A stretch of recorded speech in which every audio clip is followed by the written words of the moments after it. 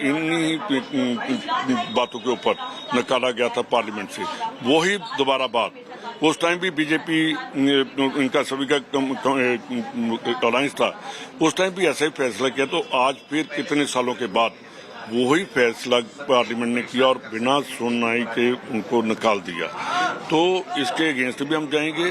देखिए, ये हमारी लड़ाई को नहीं रोक सकते।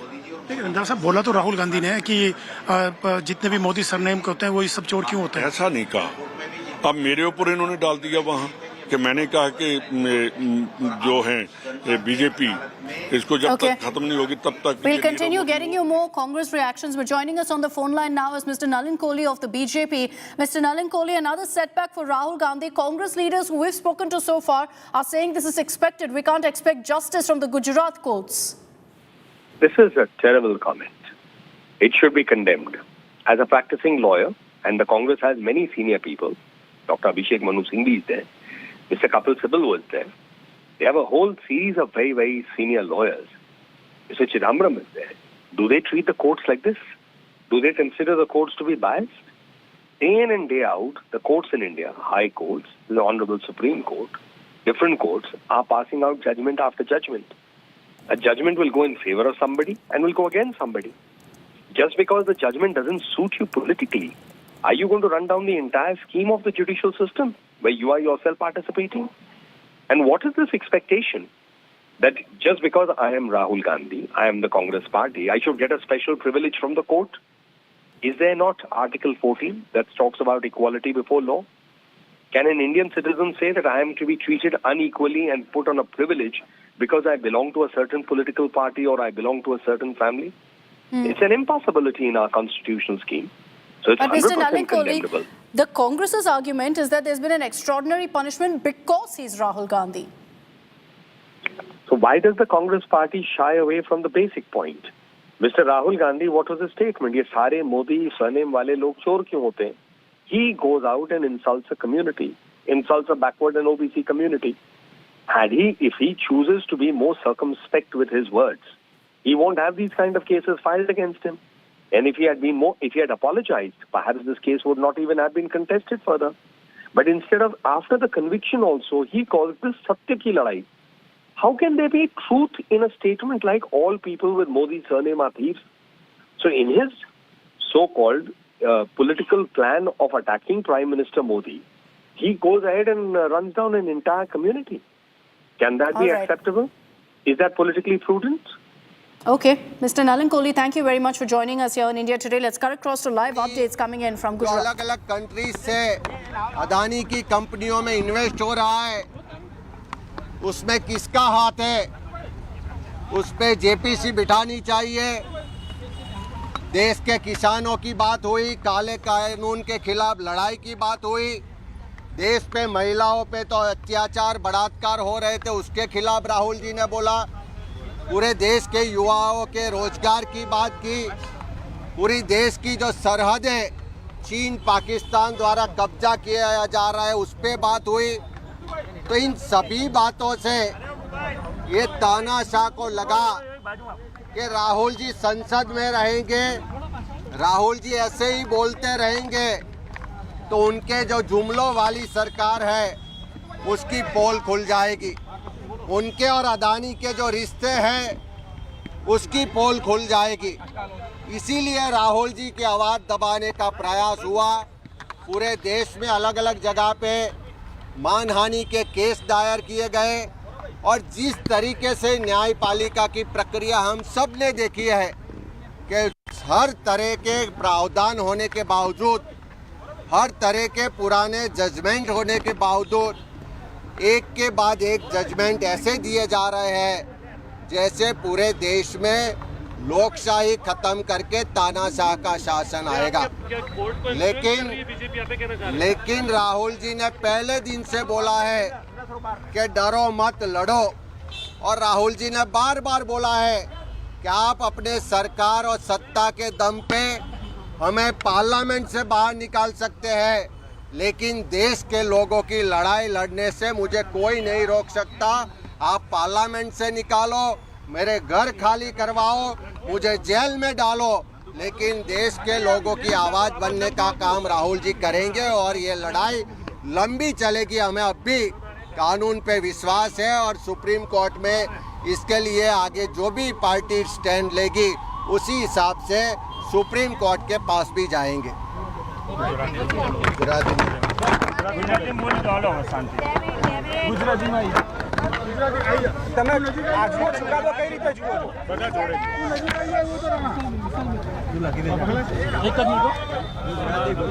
एकदम शॉर्ट में अमितભાઈ Gujarati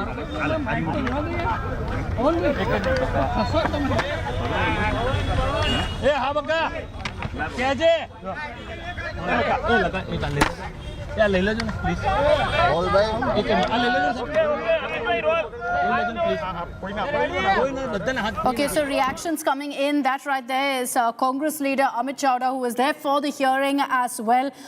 And they've made it very clear that they're going to continue to fight this out. Let's take this across to our reporters as well. We've got Brajesh Doshi joining us live from Ahmedabad, where all the action is currently. Moshmi Singh tracking what's happening in the Congress camp. Nalini Sharma getting also the takeaways from the court order. Brajesh, I'll come across to you briefly right now.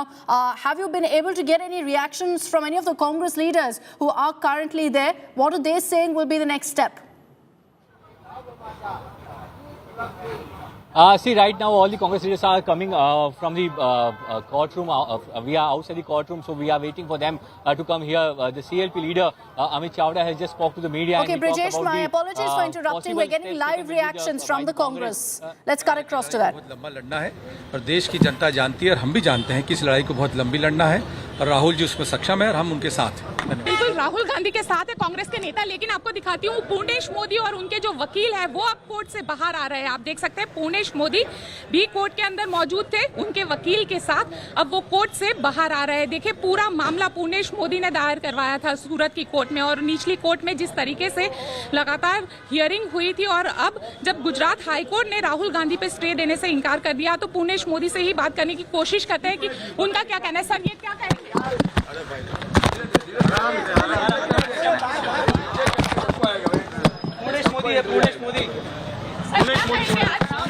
सबसे पहले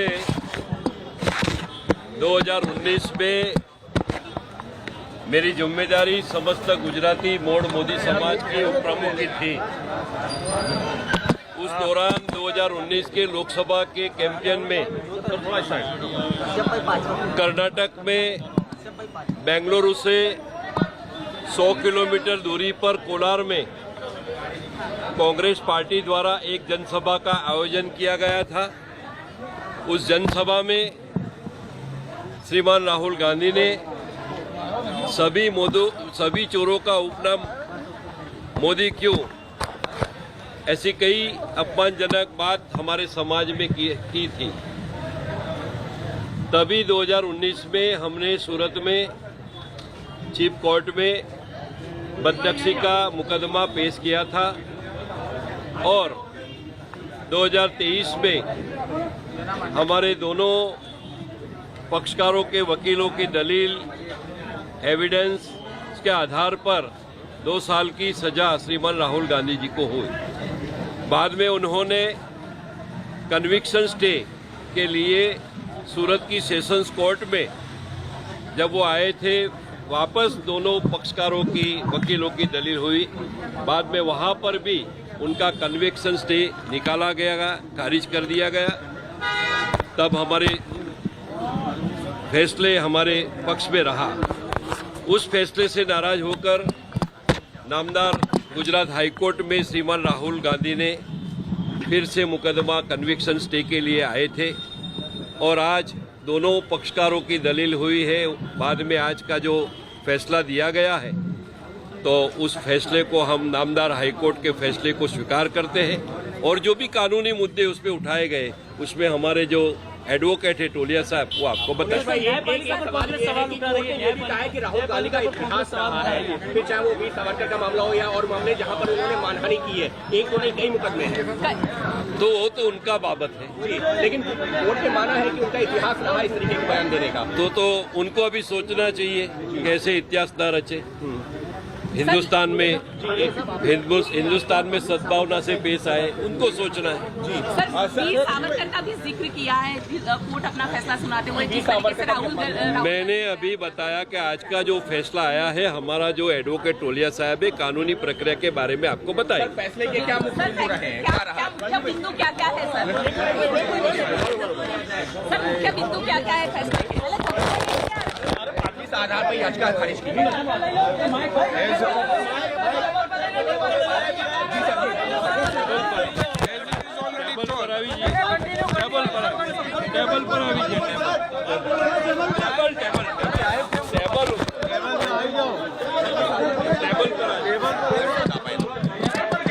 As it is already told by my client, today the Honorable Court has given the verdict, accepting all our legal points, as well as it is observed that the...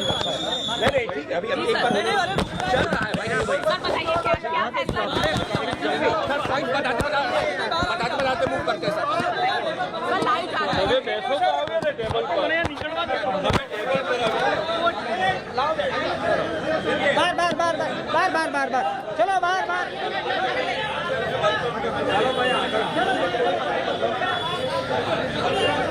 देखिए, court ने जो अपना फैसला सुनाया है उसको लेकर अब जो पुनेश मोदी है, उनके वकील जो है वो अब इस मामले में क्या आज कोर्ट की ओर से लीगल टर्म्स में कहा गया वो बयान देंगे। लेकिन साथ ही यहाँ पे कांग्रेस के कई सीनियर नेता जो है वो भी मौजूद है, उनसे भी बात करने की कोशिश करते हैं कि उनकी ओर से क्या कहना है कि अब क्या रहेगा ये पूरा जो ग्राउंड है, क्योंकि आगे सुप्रीम कोर्ट में जाना है तो किस तरीके से सुप्रीम कोर्ट में क्या याचिका और खास करके जिस तरीके से एक सीरियस ऑफेंडर के तौर पर, क्योंकि कई मामले इस तरीके के दर्ज है, तो उसको लेकर अब कांग्रेस नेता क्या कहते हैं।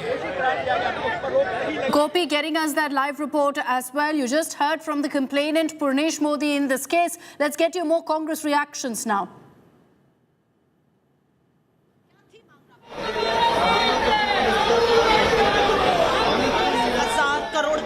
यही तो सवाल राहुल गांधी जी पूछ रहे थे, जेपीसी जांच की मांग कर रहे थे। क्या होता है? सदस्यता छीन ली जाती है। सदस्यता छीनने के बाद क्या राहुल गांधी जी को आप रोक पाए? मणिपुर जाते हैं राहुल गांधी जी, ना सांसद है, ना विधायक है, ना किसी संवैधानिक पद पे है। एक नागरिक के तौर पर जिम्मेदारी दी, मणिपुर गए, गवर्नर को मिले, हालात बताए। तेलंगाना में 5 लाख लोगों की रैली करके आते हैं। पूरे देश में भाजपा बौखला गई है, हम इस लड़ाई को भी लड़ेंगे और जीतेंगे। 3 बजे प्रेस कॉन्फ्रेंस है अभिषेक मनु सिंघवी जी की, सबको कहूंगी इंतजार करिए हमारी आगे की लाइन का। धन्यवाद। Congress there crying foul over what's happened over this verdict. Here's the BJP's reaction. न्याय के अनुसार किया है।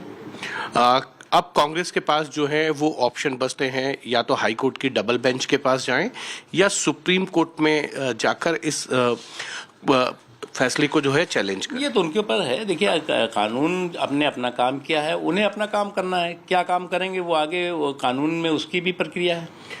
कांग्रेस को बहुत उम्मीदें थी आज हाई कोर्ट से जो है राहुल गांधी को जो है वो राहत मिलेगी और वो एक बार फिर से संसद में आ सकेंगे इस नए संसद सत्र। देखिए क्या है, बोलने की आज़ादी को बकवास की और बेहूदगी की आज़ादी जब आप समझ बना लेंगे तो उसके बाद भी उम्मीद रखेंगे तो भाई क्या कर सकते हैं। लेकिन इस राहत ना मिलने के बाद भी कांग्रेस के दफ्तर के अंदर राहुल गांधी को लेकर नारे लग रहे हैं और कह रहे हैं राहुल गांधी संघर्ष करो, हम आगे बढ़ो, हम तुम्हारे साथ।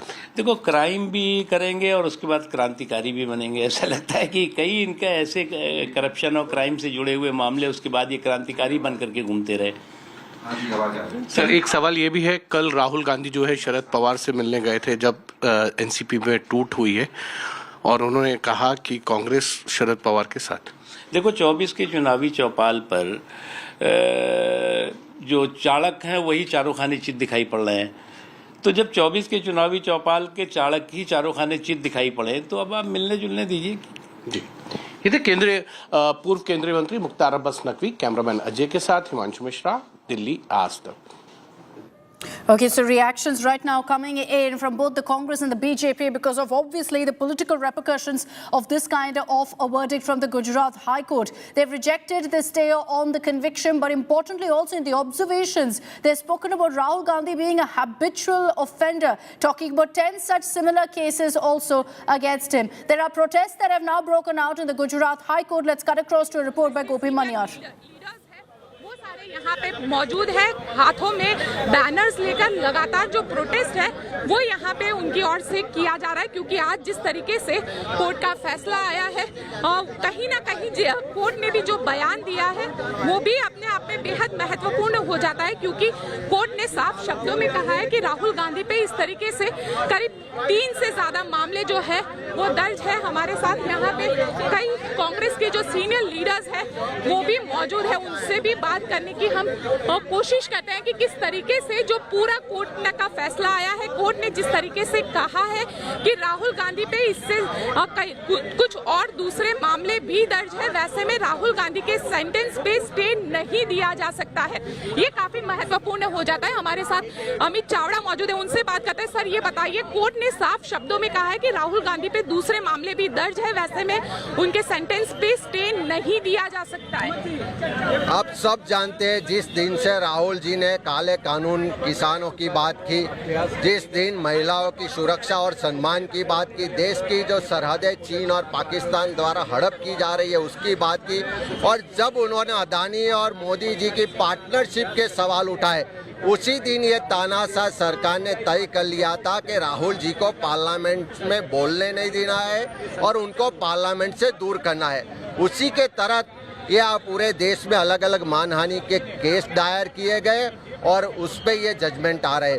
मैं मानता हूँ कि ये नई आज़ादी की लड़ाई है, देश में लोकशाही बचाने के लिए, संविधान बचाने के लिए और देश के लोगों की आज़ादी के लिए ये दूसरी आज़ादी की लड़ाई राहुल जी के नेतृत्व में शुरुआत हो चुकी है। बिल्कुल सर, लेकिन जिस तरीके से ये आज़ादी की लड़ाई आप बता रहे हैं, तो अब कांग्रेस क्या कदम लेगी? कांग्रेस कहाँ, सुप्रीम कोर्ट जाएगी या आपको लगता है कि वहाँ से भी आप लोगों के लिए, क्योंकि सेशंस कोर्ट ने सेंटेंस दिया, उसके बाद जो दूसरी कोर्ट है उसने रिजेक्ट कर दिया, अब हाई कोर्ट ने भी रिजेक्ट कर दिया, आप क्या उम्मीद रखते हैं? हम न्यायिक, हमारी जो भी एआईसीसी की टीम है, लीगल टीम, वो उस पर अभ्यास करके आगे की सुप्रीम कोर्ट जाने की रणनीति तय करेगी। मैं लेकिन इतना स्पष्ट कहना चाहता हूं कि राहुल जी ने बार बार बोला है कि आप मुझे डराने का, दबाने का कोई भी प्रयास करो, मुझे पार्लियामेंट से निकाल दो, गढ़ से निकाल दो, लेकिन ये देश के लोगों के आवाज़ को बुलंद करने से मुझे कोई नहीं रोक सकता। और इसी बात को लेकर आने वाले समय में भी राहुल जी के नेतृत्व में देश के लोगों की लड़ाई मजबूताई से लड़ी जाएगी। बिल्कुल।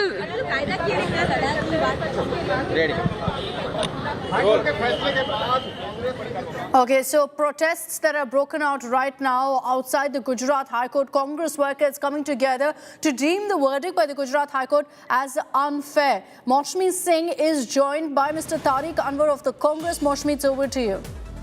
वो उसको देखेंगे और 3 बजे मनु सिंघवी साहब इसको ब्रीफ भी करेंगे प्रेस को, मीडिया को। जहाँ तक सवाल है कि हाई कोर्ट के जजमेंट के बाद देखा जाएगा कि आगे क्या इसमें लीगल रेमेडी क्या हो सकता है जी।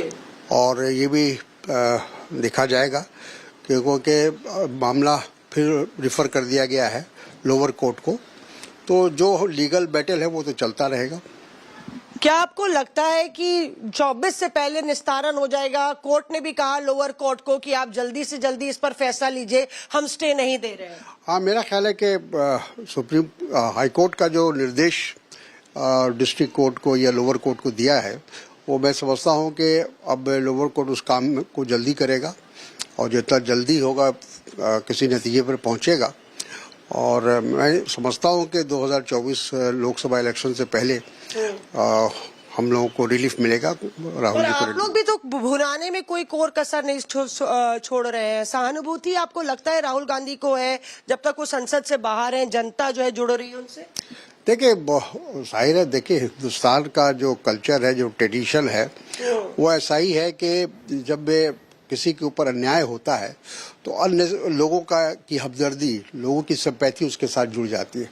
आज राहुल जी के साथ यही हो रहा है कि जिस तरह से उनको निष्कासित किया गया, जिस तरह से उनको सज़ा मिली, उससे लोगों को लग रहा है कि कहीं ना कहीं उनके साथ नाइंसाफ़ी हुई है और इसलिए लोगों की सिंपैथी मिल रही है और उसका फ़ायदा पार्टी को ज़रूर मिलेगा।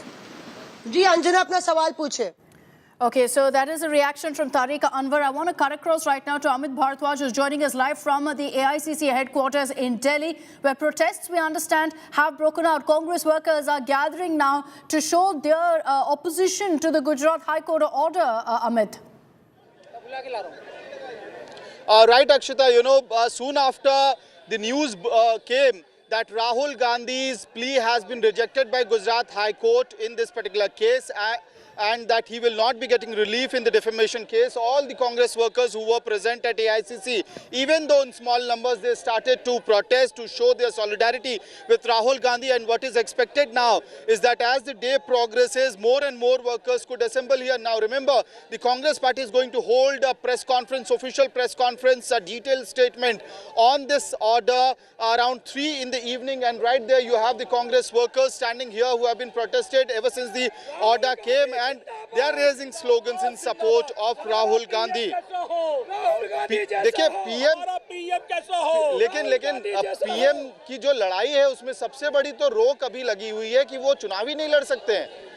नहीं, चुनाव लड़ेंगे और 2024 में प्रधानमंत्री बनेंगे। अभी हमारी सुप्रीम कोर्ट भी है, हम उनका सम्मान करते हैं। सुप्रीम कोर्ट में जाएंगे और हमें राहत मिलेगी। क्या गुजरात हाई कोर्ट से आप लोगों को बहुत ज्यादा उम्मीद नहीं थी आज? नहीं, गुजरात हाई कोर्ट से हमें उम्मीद है, हमें कोर्ट से उम्मीद है और उम्मीद रहेगी। और राहुल गांधी जी इंशाल्लाह जो सरकार है वहाँ पर, जो गुजरात के अंदर गवर्नमेंट है उससे कभी उम्मीद नहीं रहेगी हमें। और राहुल गांधी से घबराए हुए हैं। राहुल गांधी को कितना भी जलते हुए अंगारों पे आप चला दीजिए, राहुल गांधी घबराने वाले नहीं है। उनका नारा है डरो मत, तो वो डरते नहीं है। और हम राहुल गांधी के पीछे हैं, सारे कार्यकर्ता राहुल गांधी के साथ है। वो हमारे नेता हैं देश के, और वो देश को बचाने के लिए जितना भी उनके लिए षड्यंत्र चलाते रहो। आज जो कोर्ट ने ऑब्जर्वेशन दिया है उसमें ये बात भी कही है कि इनके खिलाफ 10 मामले पेंडिंग पड़े हुए हैं और आधार नहीं है, इसलिए फिलहाल राहत देने। आज भाजपा गवर्नमेंट में है तो उनके ऊपर तो केस बनने हैं और बनेंगे। Akshita, it has started to rain in the national capital, and you have the Congress workers. Okay, Amit, I'll come back to you. I want to hand this across now to Brijesh Doshi. He's speaking to the complainant BJP MLA Purnesh Modi. इतने सारे case होना तो उनको सोचना चाहिए। उनको पूरे उनका जो इतने सारे केसेस होते हैं क्यों होते हैं, उनको गंभीरता से उनको सोचना चाहिए कि जब हिंदुस्तान में सामाजिक सद्भावना से काम होता है, समाज को गाली देने से काम नहीं होता है, तो उनको सोचना है। मतलब आप मानते हैं कि ये समाज का अपमान हुआ था, चाहे वो इनकार करे, और कोर्ट ने भी जिस तरह से देखो, जब कोर्ट ने जब फैसला दे दिया है तो हम कौन है भाई, और कोर्ट से ऊपर कोई नहीं है। मतलब अब ये राजकीय लड़ाई भी होगी और सामाजिक तौर पे दोनों तरफ से लड़ाई। हमारी ओर से सामाजिक लड़ाई, सुप्रीम कोर्ट का दरवाजा खटखटाना, हमारे समाज के सभी लोग आ जाते हैं अहमदाबाद में जो रहते हैं। राहुल गांधी के खिलाफ मानहानि का मुकदमा दायर किया। ये थे पुलिस जिन्होंने साफ तौर पे कहा कि हमारी ये सामाजिक लड़ाई है और सामाजिक लड़ाई चालू रहेगी। हम लोगों ने जो है वो सामाजिक मुद्दा उठाया था, समाज का अपमान हुआ था और इसीलिए हम लोगों ने केस किया था, और अब उनको जो करना है करें। हमारा जो मुद्दा था उसको कोर्ट ने जो है फैसला सुना दिया है। कैमरा बिते सवाल के साथ ब्रिजेश दोशी, अहमदाबाद आज। Okay, so that's BJP MLA complainant Purnesh Modi highlighting one of the big takeaways really from the High Court order about the High Court mentioning the multiple cases currently against Rahul Gandhi, saying there are already 10 pending cases against him, and that's why they've said that a stay on a conviction is not the rule but an exception, which is the ground based on which they've rejected his particular petition seeking a stay on conviction. What this will also mean is a long legal battle going forward for Rahul Gandhi. He has other avenues. He will have to go ahead and challenge this now in the higher court. But remember that the trial court, the sessions court, the Gujarat High Court, none of them so far have given him any relief. Now will he approach the Supreme Court is the big question. Amit Bharadwaj is joining us live right now from the Congress headquarters. And Amit, what we're seeing largely in Congress leaders' reactions is that they're calling this verdict unfair. Many of them trying to poke holes at the court's judgment, saying that the reason that this is not coming in favor of Rahul Gandhi is because it's a Gujarat court.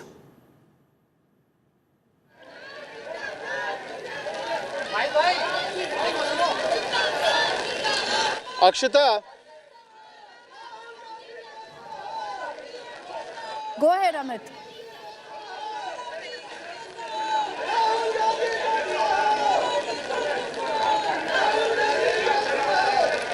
Amit, can you hear me?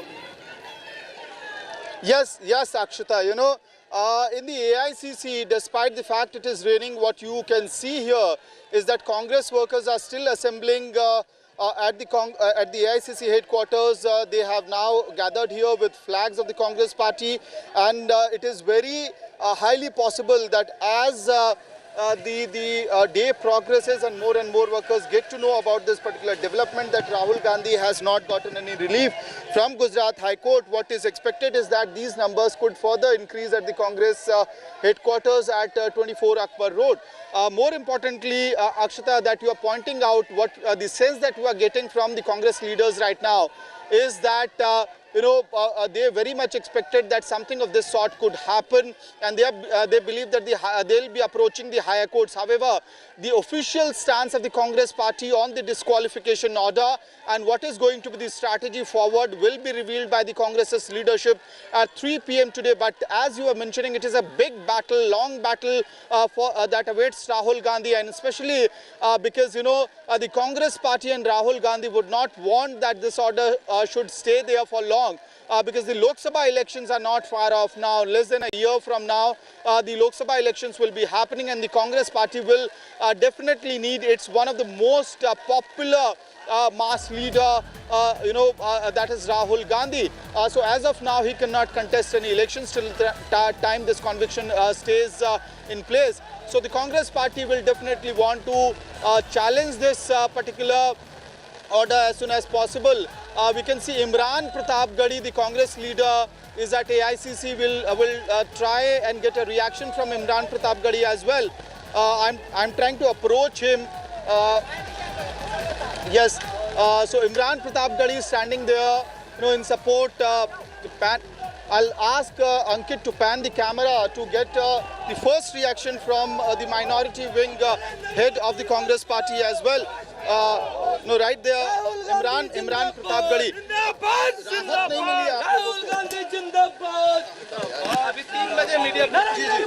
Imran bhai, ek baat. So Imran Pratapgarhi there, saying that 3 p.m. is when the Congress party will officially respond to the entire situation.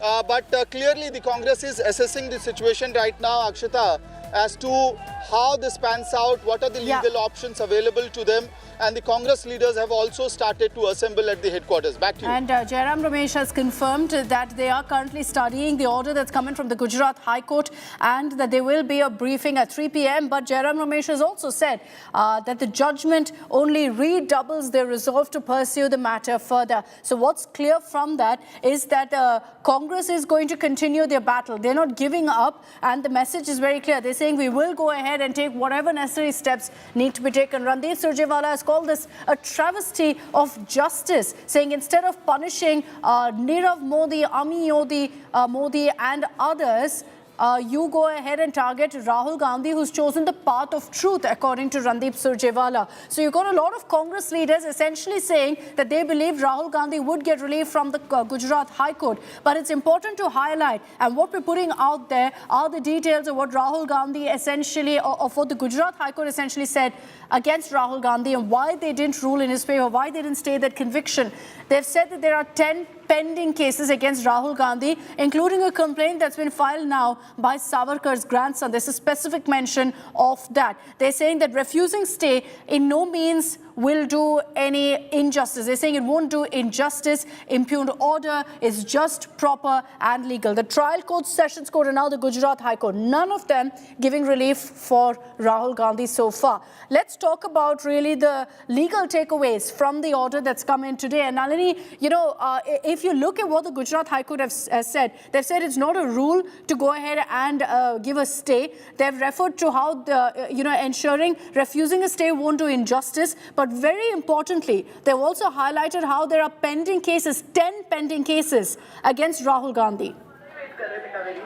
Absolutely, Akshita. In fact, what the Gujarat High Court has said is that there are almost 10 criminal cases that are pending against Rahul Gandhi as an MP. And for this reason, he cannot seek a stay on conviction, citing it as a rule because it's not a rule. It can only be granted in exceptional I beg your pardon, in exceptional cases, keeping in mind that the trial court has convicted him for 2 years, that's the maximum punishment that somebody can get for the offense of criminal defamation. In addition to that, even the Sessions Court earlier had categorically refused to stay his conviction, and it is that order of the Sessions Court that has now been upheld by the Gujarat High Court once again. They have also very importantly mentioned the complaint that was filed by the grandson of Veer Savarkar, saying that this is not the only complaint. There are at least 10 criminal cases pending against him. In one, the complainant is also the grandson of Veer Savarkar, and these are for the remarks that are made by Rahul Gandhi in public. Now remember, the High Court during the hearing on the interim stages had already observed that Rahul Gandhi, as a member of parliament, as a public figure and a politician, should be a little careful about what he says and where he says. In fact, they had also spoken about the time when the Supreme Court had pulled up Rahul Gandhi for making the remarks "Chaukidar Chor hai," for which Rahul Gandhi had to give an unconditional apology in the form of an affidavit before the top court of the country. So this has been an ongoing offense that Rahul Gandhi has been committing, where he's been making irresponsible statements in the public domain, for which reason the Gujarat High Court has said that there needs to be some responsibility that needs to be accrued in this case.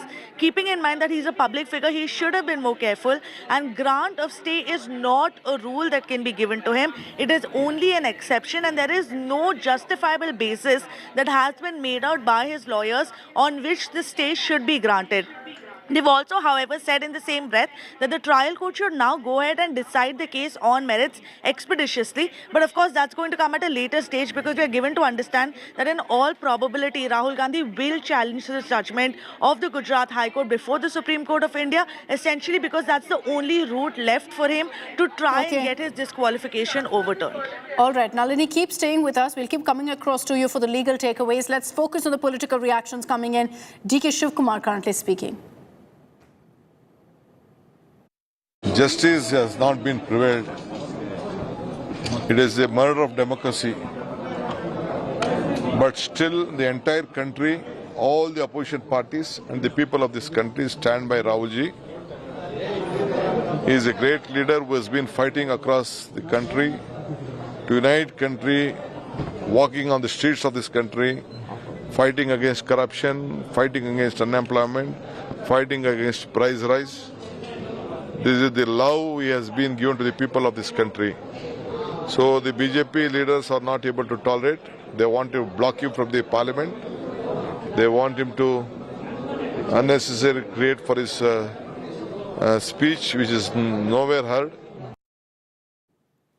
Okay, so Congress reactions coming in right now. Let me take this across to Brijesh Doshi, who's getting us the updates from outside the Gujarat High Court. Senior Congress leaders who are all there have referred to this verdict as extremely unfair. But Brijesh, there was talk about one appeal pending for Rahul Gandhi over with a higher bench of the Gujarat High Court. Is that something they're exploring right now?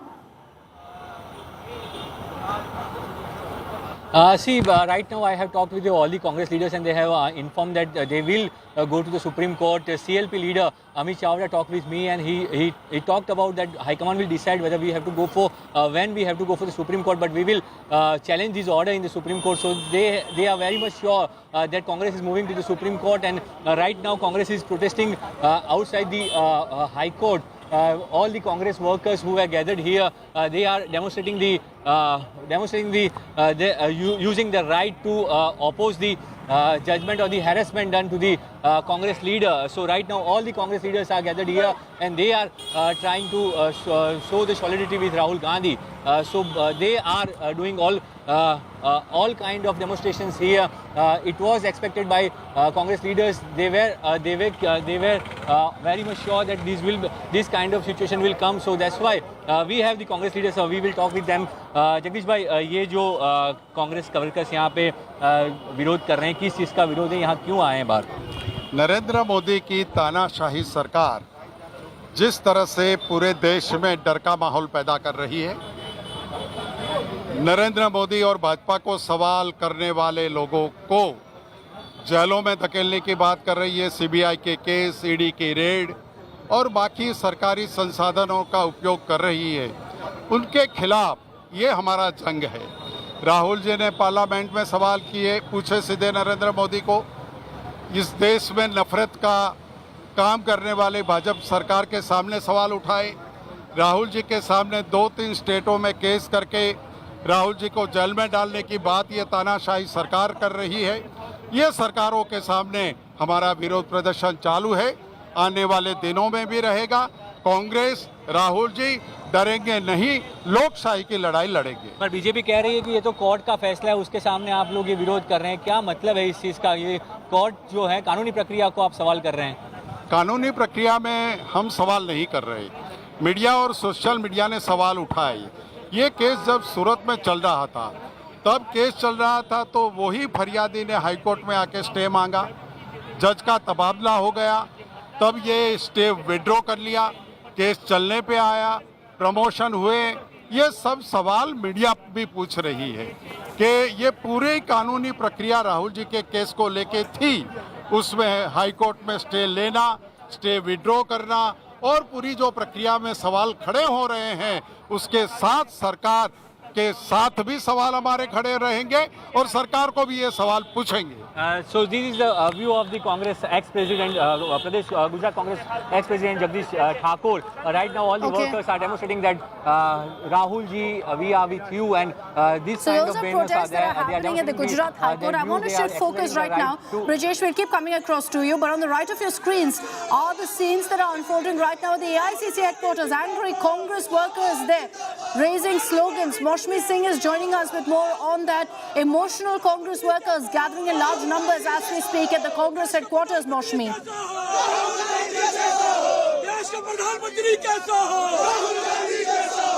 Akshita, you know, we are seeing a reaction of a different kind this time round, because earlier the lower courts have also refused to stay the conviction, but Congress party this time round has come with full preparedness. We are seeing lots of Congress workers sloganeering, even here Congress leaders reacting. We'll try and get a sense from one of the senior leaders of the Congress party what they really feel about it. So here you can see that various Congress workers are here. किस तरह से देखते हैं आप लोग ये जो हुआ है, स्टे नहीं दिया गया कोर्ट से, तो आप लोग को लगता है राहुल जी जो है आगे की लड़ाई लड़ेंगे? राहुल जी देश के लिए तात्पर्य है और देश की लड़ाई राहुल जी हर वक्त लड़ते रहेंगे। जो ये मणिपुर में दंगे हो रहे हैं, जिसके खिलाफ राहुल गांधी जी 7 दिनों से वहाँ मणिपुर में रहे, तो इसी की साजिश के तहत बीजेपी नहीं चाहती कि राहुल गांधी जी देश की उन्नति के लिए काम कर सके और देश के लिए, देश की जनता के लिए लड़ सके। जी, speak to Imran Pratapgarhi, who is right here. Mr. Imran, how do you see इस तरह से देखते हैं आप, क्योंकि एक तरफ लगातार आप लोग लोअर कोर्ट से लड़ाई लड़ रहे हैं पर स्टे नहीं मिल रहा है, क्या आगे आपको उम्मीद है कि आप कोर्ट होय? અમારી લીગલ ટીમ સુપ્રીમ કોર્ટ સુધી આ મેટર લઈને જશે, જે સંપૂર્ણ ટેકનિકલ બાબત અને જે સુપ્રીમ કોર્ટ સુધી જવાનું છે અને હાઈકોર્ટનું જજમેન્ટ છે એના બાબતમાં બપોરે 2:30 વાગે ઓર્ડર સાઇન થયા પછી જેવો અપલોડ થશે એટલે બપોરે 3 વાગે અભિષેક મનુ સિંઘવીજી AICC ना प्लेटफॉर्म पर थी जजमेंट। संसद में भी होना चाहिए, लेकिन सरकार नहीं चाहती कि राहुल गांधी जी संसद में बोलें।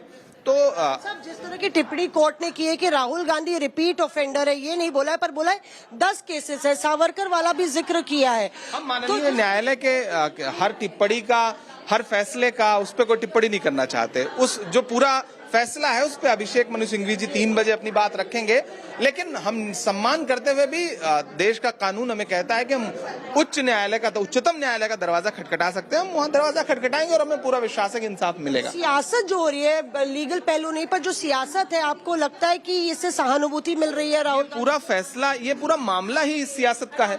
ये राजनीतिक मुकदमा, राजनीतिक तरीके से सरकार उसे डील करे। सरकार चाहती है कि राहुल गांधी जी संसद में ना रहें, लेकिन चाहता है कि राहुल गांधी जी संसद में रहे, तो माननीय उच्चतम न्यायालय तक। पर लगातार देखा जाए तो राहुल गांधी जब से एक्स भी बने हैं तब से ज्यादा सक्रिय जमीन पर नजर आ रहे हैं। राहुल गांधी खुद ये कह रहे हैं कि मुझे ज्यादा मौका मिल रहा है जनता से जुड़ने का। तो एक तरीके से आपको लगता है कि राहुल गांधी के लिए ये फायदेमंद रहा है, ये जो मौका मिला? ये देश के लिए जरूरी था जो राहुल गांधी जी कर रहे हैं। राहुल गांधी जी कहते हैं कि मेरे लिए पद बहुत मायने नहीं रखते, मैं सदन में रहूं या सड़क पे रहूं, मैं जनता के मुद्दों पे लड़ता रहूंगा। मैंने शुरू में ही कह दिया कि सच्चाई को आप जितना दबाएंगे उतनी ताकत से उभरेगी। आप राहुल गांधी जी को दबाने की कोशिश करिए, राहुल गांधी जी और ताकत से उभर के आएंगे, आ रहे हैं। अडानी के मुद्दे के बाद आपने उन्हें संसद से निकाल दिया, वो सड़क पर दिख रहे हैं पूरी तरह से। मणिपुर के मुद्दे पे जिस तरह राहुल गांधी जी खड़े हैं, प्रधानमंत्री जी ने एक शब्द नहीं बोला है आज तक। तो देश की आवाज तो राहुल गांधी हैं, आप उन्हें जितना दबाना चाहें दबाएं, लेकिन Okay, so that is a Congress reaction coming in. As expected, they're crying foul. There are protests that are broken out right now at the AICC headquarters. But what does this really mean for Rahul Gandhi politically and legally? Lots of key takeaways from the verdict that's coming from the Gujarat High Court, where they've said no, there will be no stay on Rahul Gandhi's conviction. They've cited 10 pending criminal cases against Rahul as well. We're going to break down all the details on the other side of a very, very short break here on India Today. Don't go anywhere.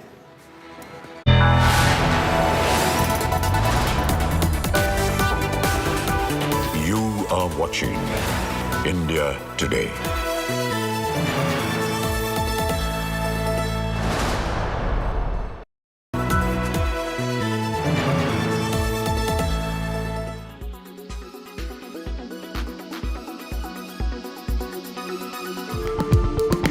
So how does one log off? Limit yourself to one screen at a time. Spring clean your social media accounts. Use apps to bolster self-control. Don't charge your phone near your bed. Set time boundaries in usage. Use your gadgets thoughtfully. Think about whether you actually need to use your laptop or whether you need to use your phone. Is there any work really, or just using it mindlessly?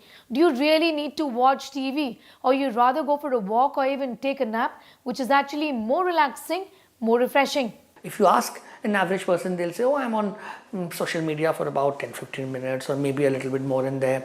I'm not typically there. But if they start actually analyzing their time, and there are apps and features available on these gadgets, they then come to realize that I was putting so many hours more.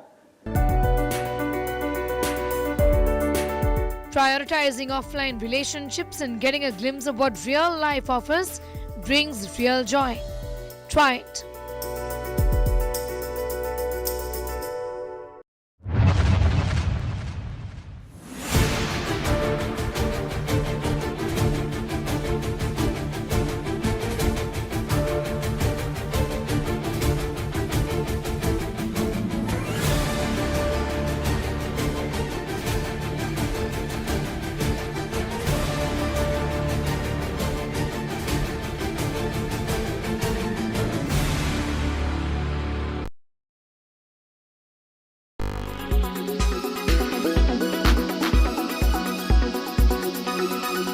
Make your media plan smarter with India Today Live TV on your connected devices.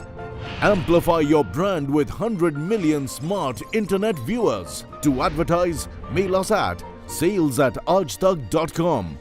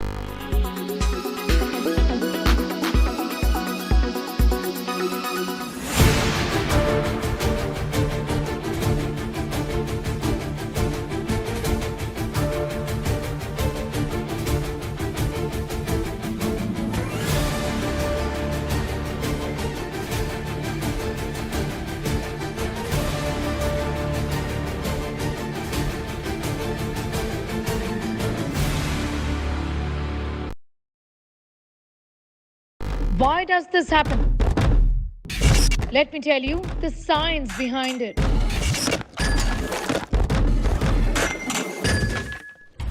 For more informative videos like this, keep watching India Today News Mo. Kerala's public health, all political parties traveling from different parts. Armed with facts, Looking at political black. she takes the news by its horns. Do you think the future of these students are not hampered? Fierce, bold, and direct, setting the tone for the biggest stories from every corner and every angle. Expect nothing but the unfiltered truth. News first, niceties later. Watch me, Nabila Jamal, on India Today. Make your media plan smarter with India Today Live TV on your connected devices. Amplify your brand with 100 million smart internet viewers. To advertise, mail us at sales@aajtak.com.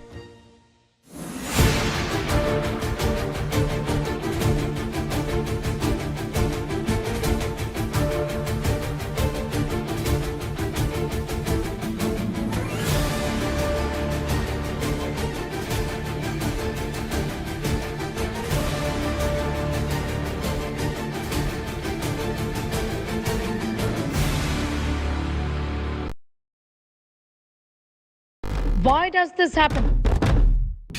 Let me tell you the science behind it.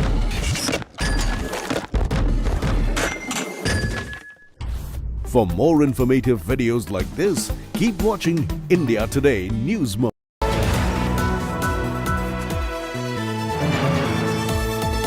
Powered by The World Comes Together at Sharda University.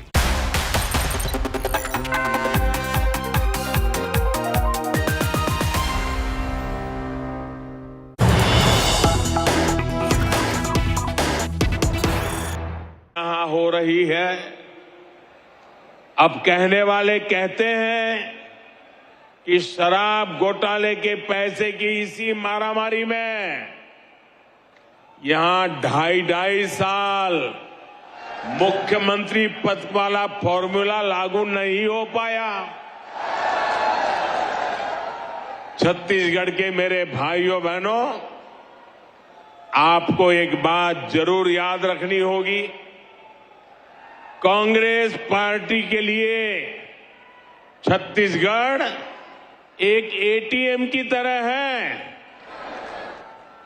अब आप समझ पाएंगे कि आखिरकार बीते 3-4 वर्षों में जो चुनाव देश में हुए, उसमें कांग्रेस अपने छत्तीसगढ़ के नेताओं को क्यों जिम्मेदारी देता था और घोटाले घपले के आरोप सिर्फ शराब तक ही सीमित नहीं है।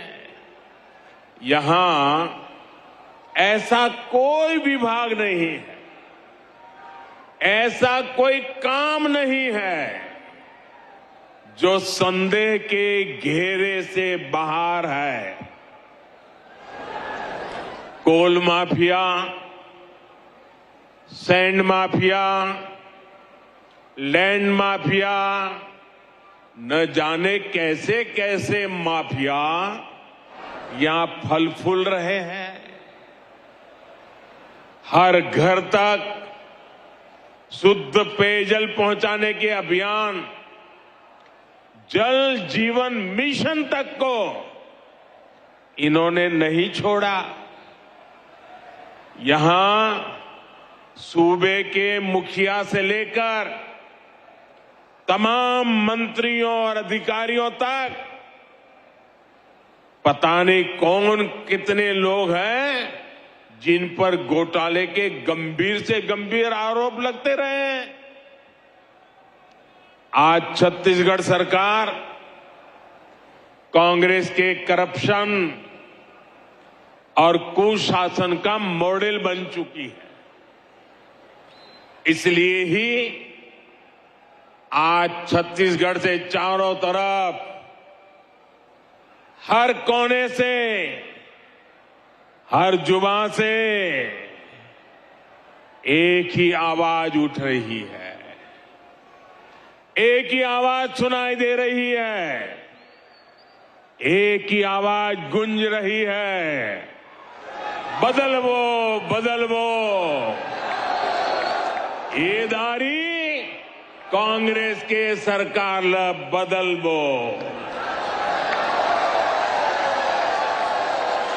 साथियों, छत्तीसगढ़ में बीते 4 साल में जो कुछ हुआ, इससे फिर सिद्ध हुआ है कि कांग्रेस के कोर कोर में करप्शन है।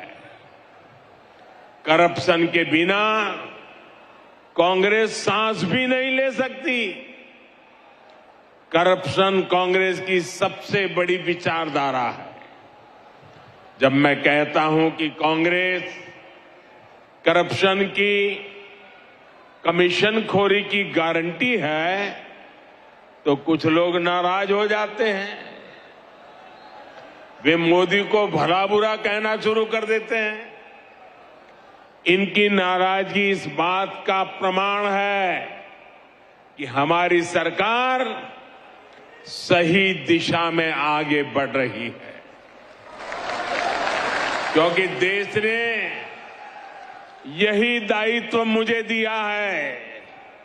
और इसलिए जिनके दामन पर दागदार है, वे आज एक साथ आने की कोशिश कर रहे हैं। जो एक दूसरे को पानी पी पी कर कोसते थे, वे आज साथ आने के बहाने खोजने लगे हैं। उनको लगता है कि ऐसा करने से वे मोदी को डरा पाएंगे, मोदी को डिगा पाएंगे। देश के हर भ्रष्टाचारी को एक बात कान खोलकर सुन लेनी चाहिए। वो अगर भ्रष्टाचार की गारंटी है, तो मोदी भ्रष्टाचार पर कार्रवाई की गारंटी है।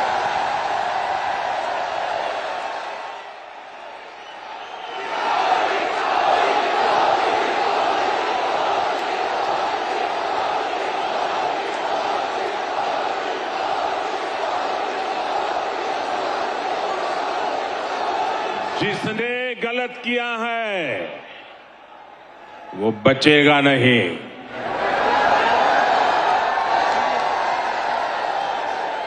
और ये कहने की हिम्मत मैं इसलिए रख रहा हूं क्योंकि मेरे पास जो कुछ भी है वो आपका दिया हुआ है, वो देश का दिया हुआ है। ये लोग मेरे पीछे पड़ेंगे, मेरी कब्र खोदने की धमकी दे देंगे, मेरे खिलाफ साजिशें रचेंगे, लेकिन उन्हें पता नहीं है जो डर जाए वो मोदी नहीं हो सकता। साथियों, कांग्रेस जितनी चाल चल ले, लेकिन छत्तीसगढ़ के लोगों को आगे ले जाने के संकल्प से मोदी पीछे नहीं हटेगा। मोदी गरीब का बेटा है, गरीब का दुख दर्द समझता है। मैं जानता हूं कि गांवों को सड़क से जोड़ने पर गरीब का कितना भला होता है। इसलिए हमने कांग्रेस सरकार से 2 गुने पैसे गांव की सड़कों को जोड़ने के लिए दिए। जब गांव गांव तक सड़क पहुंचेगी तो विकास भी तेजी से पहुंचेगा, रोजगार भी तेजी से पहुंचेगा। भाजपा सरकार आज कांग्रेस सरकार के मुकाबले नेशनल हाईवे पर, रेलवे पर कई गुना ज्यादा खर्च कर रही है। जब कनेक्टिविटी बढ़ती है, आना जाना आसान होता है, तो गरीब का जीवन भी तो आसान होता है। आपकी हर मुश्किल को कम करने के लिए भाजपा दिन रात मेहनत कर रही है। बीते 9 वर्षों में नक्सलवाद की समस्या से बाहर निकालने के हमारे प्रयासों का नतीजा भी आज देश देख रहा है। कुछ साल पहले तक देश में नक्सल प्रभावित जिलों की संख्या 126 के आसपास थी। अब इनकी संख्या घटकर 70 के आसपास रह गई है। भाई और बहनों, अपने कुशासन और भ्रष्टाचार के दाग को कांग्रेस अब झूठी गारंटियों से छिपाने की कोशिश कर रही है। आपको ऐसी झूठी गारंटियों से बहुत सतर्क और सावधान रहने की जरूरत है। ये भाजपा है जो असली गारंटी देती है, जो वायदा करती है उसे पूरा करके भी दिखाती है। आयुष्मान भारत योजना के तहत छत्तीसगढ़ में 40 लाख गरीबों का मुफ्त इलाज हुआ है। ये है भाजपा की असली गारंटी।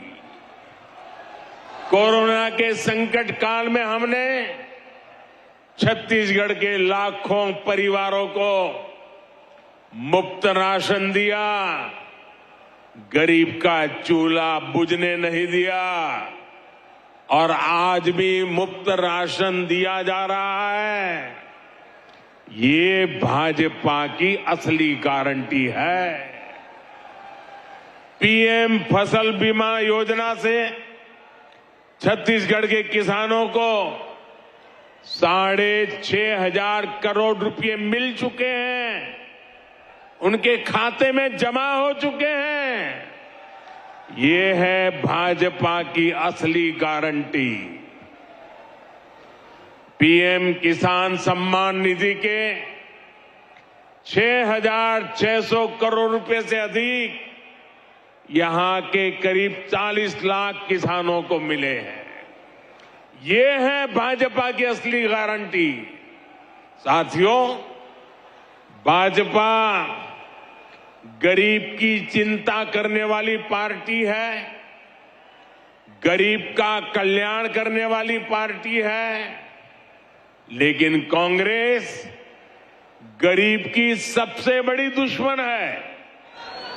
भाजपा सरकार दिल्ली से जो योजनाएं यहां शुरू करवाई, उसमें भी यहां की कांग्रेस सरकार अड़ंगा लगा देती है।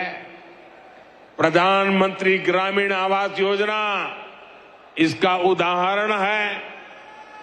केंद्र सरकार ने छत्तीसगढ़ में गरीबों के लिए 12 लाख घर बनाने की तैयारी की थी।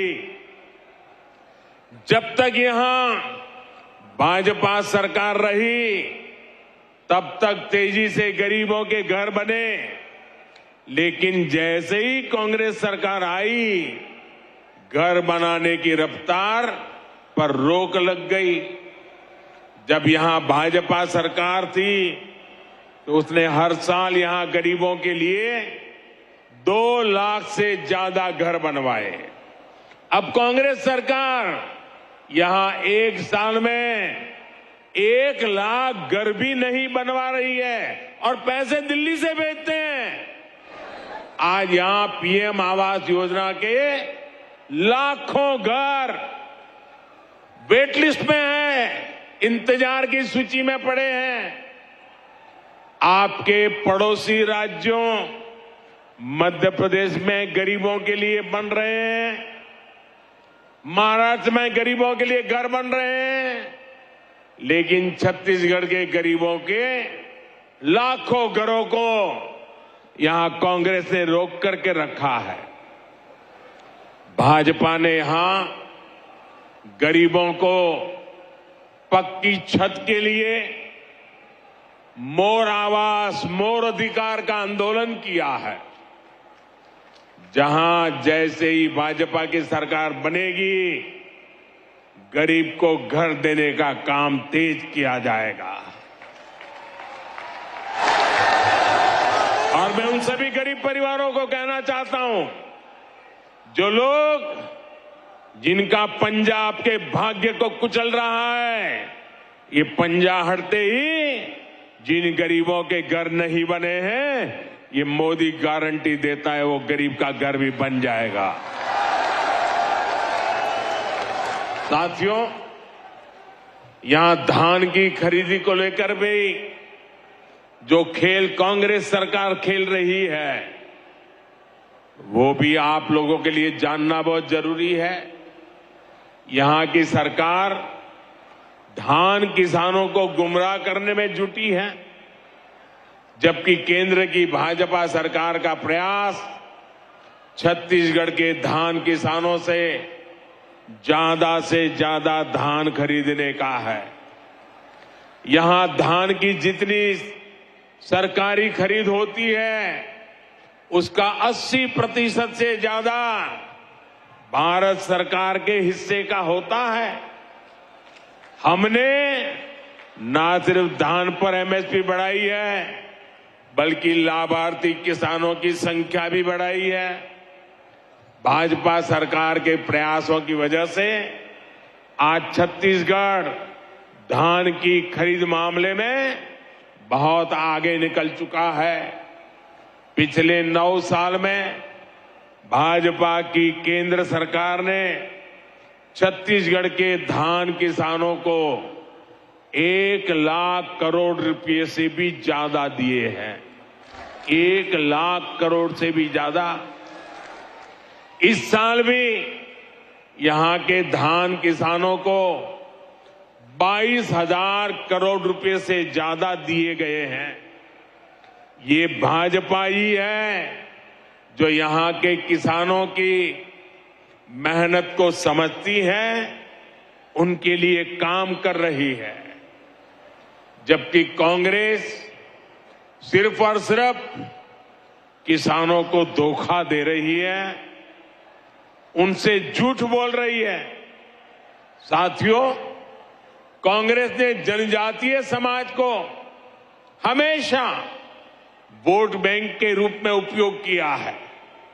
कांग्रेस ने जनजातीय समाज को हमेशा साधन और सुविधाओं से वंचित रखा है। छत्तीसगढ़ में हमारे आदिवासी समाज के अनेक समुदाय अपने अधिकारों से वंचित थे। भाजपा सरकार ने ही उन्हें जनजातियों की सूची में शामिल कर उनका अधिकार दिलवाया है।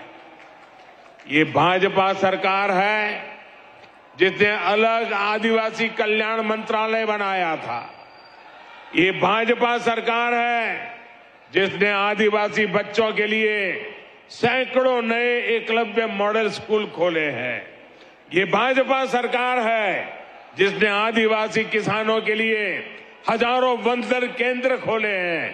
साथियों, ऐसे जिले जहां जाना मुश्किल है, उन्हें दुर्गम बताकर, पिछड़ा बताकर कांग्रेस हाथ पर हाथ धरकर बैठ जाती है।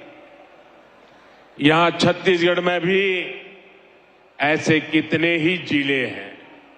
भाजपा सरकार ने ऐसे जिलों के विकास को अपनी प्राथमिकता में रखा है।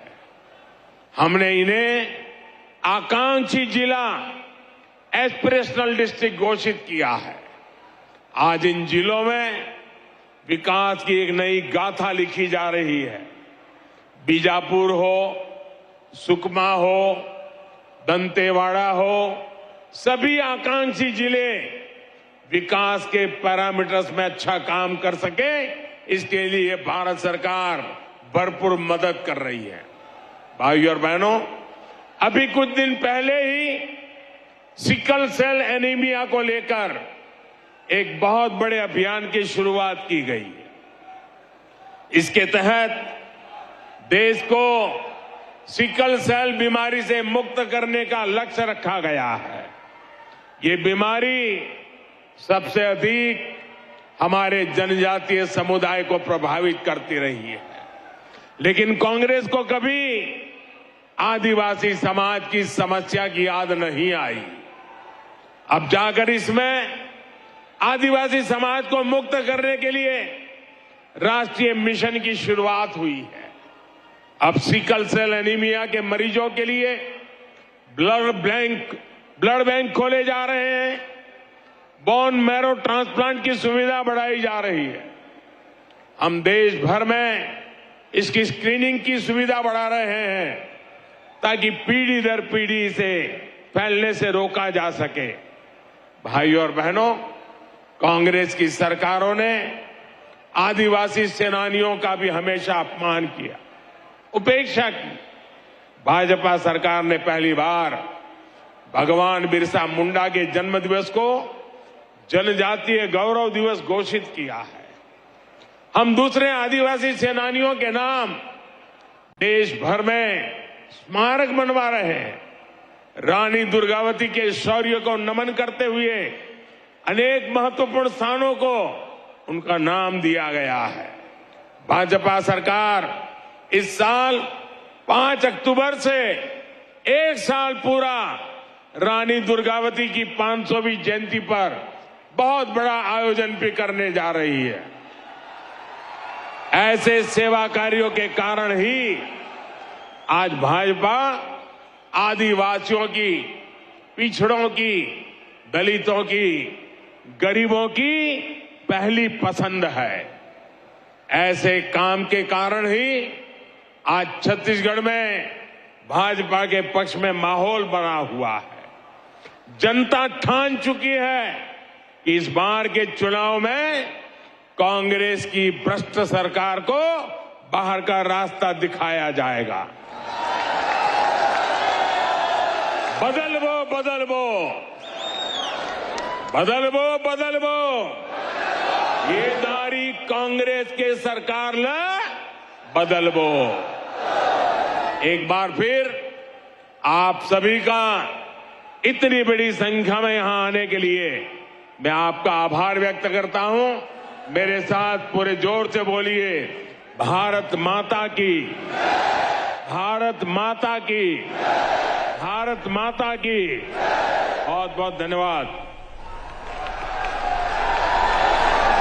बदलबो बदलबो, ए दारी कांग्रेस के सरकार ला बदलबो, यह आह्वान के साथ भारत मां के रतन बेटा माननीय प्रधानमंत्री जी के उद्बोधन के बाद मैं स्थानीय सांसद आदरणीय सुनील सोनी जी से आग्रह करता हूं कि सभी का आभार प्रदर्शन करें। सभी दोनों हाथ उठाकर बोलेंगे, नरेंद्र मोदी जिंदाबाद। आज हम सबको खुशी है, हम सबको गर्व है।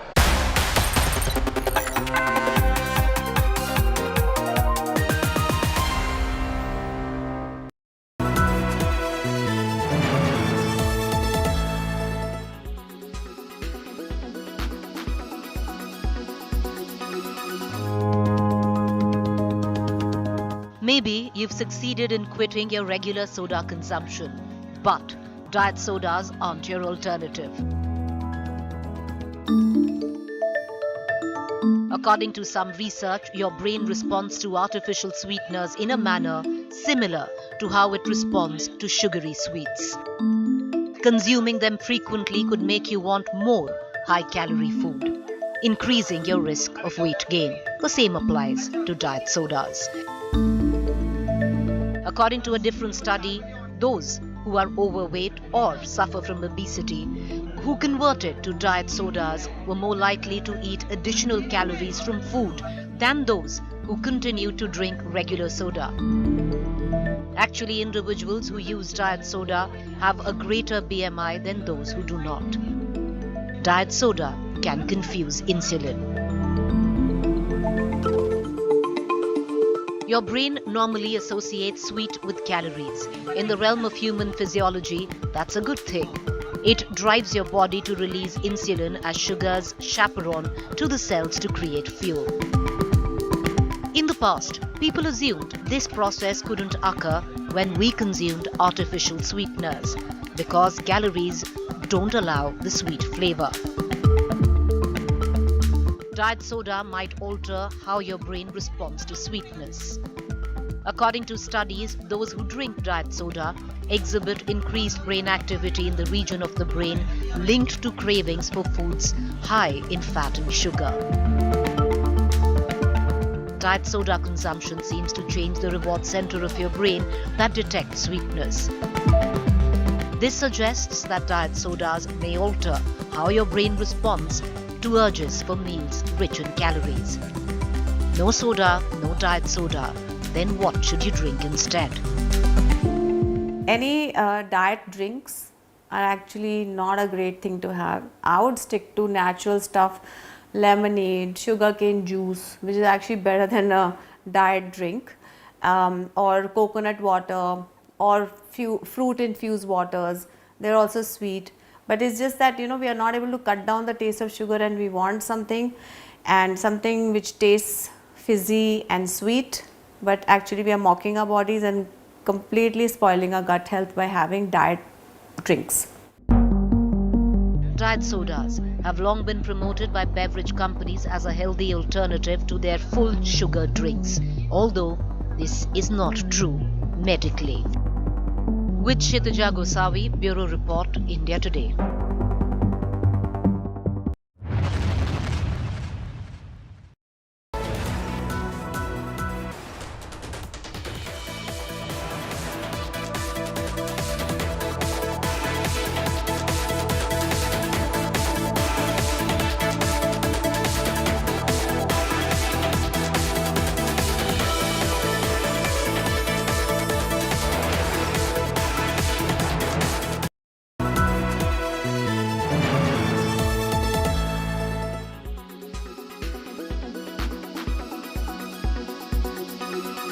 I was just having a conversation with a very old-timer fund manager, mutual fund manager, and he said that the macro story for India is great, but valuations are still not compelling and not challenging, and quite challenging. Would you agree with that, or would you say that it's a good entry point for India now? Yeah, thank you, Dan. Thanks for having me here. Yeah, you actually are absolutely right. I would kind of echo the sentiments. I do believe that the macro story is looking very compelling for sure. Quite confident about 15% plus earnings growth, which is like one of the highest that we've seen, that we will be seeing in any of the major markets globally. So yeah, all that is looking quite well. But yeah, but valuations is definitely sticking out. When the markets corrected earlier in February or so, when the Nifty was at around 17,000, it was looking pretty interesting, but the markets have moved up pretty quickly, up about 10% or so from there. And yes, many stocks and sectors are looking expensive at this point in time. Yeah. There is a fear in certain quarters in the market that during the course of this year, we'll get another spike in volatility, and you may even get the market back to the kind of levels which you found interesting. Do you expect something like that? I know it cannot be predicted, events cannot be predicted, but is it a likelihood in your eyes? I think the event that will probably create volatility in the Indian markets will probably have to be a global event or an international event. I do not foresee too many negative or let's say big negative events for the Indian markets, which will be domestically caused. My sense is that you'll probably see, or you could probably see some volatility created by either some unexpected change, say in the Fed policy, or some other kind of dislocation that might happen in the capital markets globally, or something like that. But as far as the developments domestically go, to me it looks unlikely.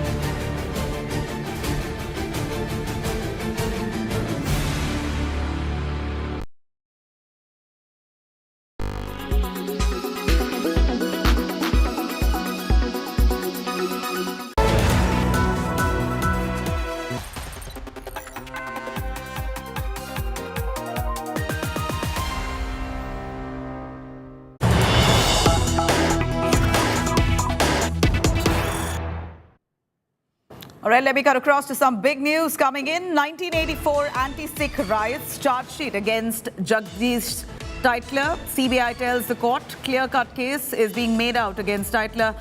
The court now to pass order on cognizance on the 19th of July. The court says will take time to go through voluminous records. The lawyer for the victims' families says the victims have been waiting for at least 39 years for justice.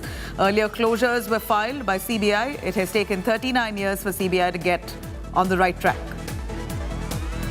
In fact, this is Jagdish. As we see that the court now says that they will take time to go through these voluminous records for now. In fact, the 1984 anti-Sikh riots charge sheet against Jagdish Titler. CBI tells the court that there's a clear-cut case that's made out against Titler. The court, though, to pass an order on cognizance on the 19th of July. And the court there saying that this is going to take a little time as there are several records that they've got to run through, voluminous records that they've got to really peruse, and only then will a judgment be given. The lawyer for the victims' family says the victims have been waiting for at least 39 years for justice. In fact, Jagdish Titler, as he's known to be the accused in the riot, the 1984 Sikh riots, as the CBI now taking up this matter as well. The CBI tells very clearly that there is a case quite strong against Jagdish Titler. Let me quickly cut across. Joining on the phone line, tracking court for Shrishti Oja joining us. Shrishti, go on. Tell us a little more about what the court has observed. There are some records, but this has been on for nearly 39 years. Families of those victims really awaiting justice, but it seems like a never-ending legal saga. Well, yes, Nabila, we're talking about the 1984 anti-Sikh riots case. In this particular matter, the CBI had filed a charge sheet with regard to the violence that had taken place in the Pulbanga case back then, when a Gurudwara was set on fire. 3 persons had lost their lives. Jagdish Titler has been made and accused by CBI in its charge sheet.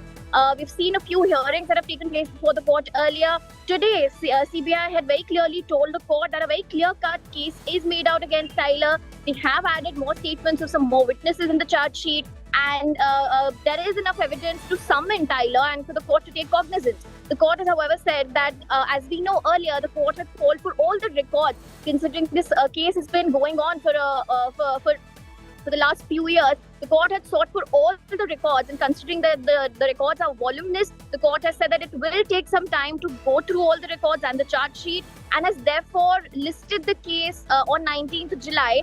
19th July is when the court will decide on passing order on the aspect of cognizance. Remember, once cognizance of the charge sheet is taken by court, summons will be issued to Jagdish Titler, and once summons are issued, Jagdish Titler will be expected to appear before the court.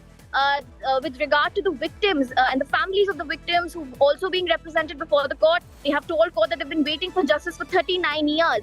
And earlier, On 3 occasions, CBI had, in a way, given a clean sheet where closure reports were filed by CBI in the case against Jagdish Titler. According to these victims and their families, CBI has finally come back on track. It has taken 39 years for them to come on the right track, is what the victim families have told the court today.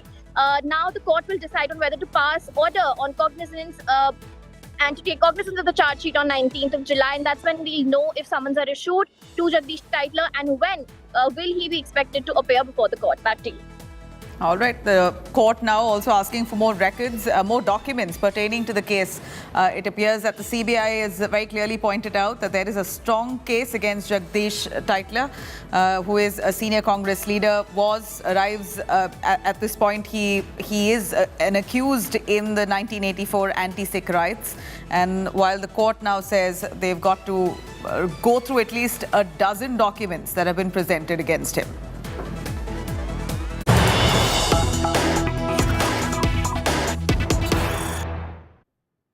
All right, let me cut across to this big news coming in. A fire at Falaknuma Express train has been reported to caught fire. It's caught fire just moments ago, and those are the visuals that's just coming in. 3 coaches have caught fire near Pagadipalli, Telangana. Initial details say that there's no casualties. All passengers are said to be safe. They've been deboarded. In fact, the fire has taken place about an hour ago, which is still ensuing from those train coaches, as we see those images clearly showing fire inside those bogies. This train now that's caught fire, railway officials state the reason is yet to be determined. Casualties, thankfully, has not been reported. No injuries or casualties for now, but as soon as the train caught fire, we believe railway officials have deboarded them. The train was traveling between Bengal and Sikandrabad when it caught fire at Pagadipalli near Nalgonda, Telangana. 3 coaches, the S4, S5 and S6 has caught fire. All passengers, as we know, as of now, have been deboarded, and alternate arrangements are being made to take them to safer places. At this point, we see the fire still emanating from those bogies. Fire tenders also have rushed to the spot. This is an image coming in of just moments earlier where the train caught fire while it was on its way. What's led to these coaches erupting in fire? The investigation is currently on, but this entire train now has been halted with all passengers deboarded. Apurva joining us, our correspondent from Telangana. Apurva, tell us more on the passengers and their safety. We see the train, the fire really eating up those 3 coaches. So it's quite a severe fire that's erupted. Right, Nabila. In fact, this accident had taken place around 11:30. That's what railway officials do inform us. In fact, 3 of the coaches had caught on fire. That is S4, S5 and S6. This is the Falaknuma Express that was inbound, Hyderabad. It was from Bengal to Secunderabad, and in fact, it had caught on fire. These 3 coaches had caught on fire roughly somewhere near Nalgonda there, Pagadipalli, which is what we are getting to know. Railway officials thankfully state that there hasn't been any casualties reported. As soon as, the passengers on the train had noticed the smoke coming out, all of them had been removed from the train. They had made deboard the train as soon as possible, and there in fact alternate arrangements are also being made. That is what railway officials do tell us. Luckily, there hasn't been any casualties reported, but the cause of the fire, why the coaches had caught on fire, that is yet to be ascertained. That's what railway officials do tell us. They say that an inquiry will be taken into, and they're also saying that thankfully none of the people had been affected in this fire. Alternate arrangements are being made, and as of now, the fire is yet to be controlled. That's what we do know from the preliminary details. Nabila. All right, Apurva, thank you very much for joining us, but highly unfortunate. Thankfully, no casualties reported. Many of those passengers got out right in time. But these are visuals coming in of that very train that was on its way from Bengal to Sikandrabad. Along the way in Telangana, at a point, it caught fire, and immediately railway officials were informed. The train was halted, passengers deboarded, and we see the fire raging on. Even as we speak, it's engulfed almost 3 bogies. Thankfully, no casualties or injuries for now.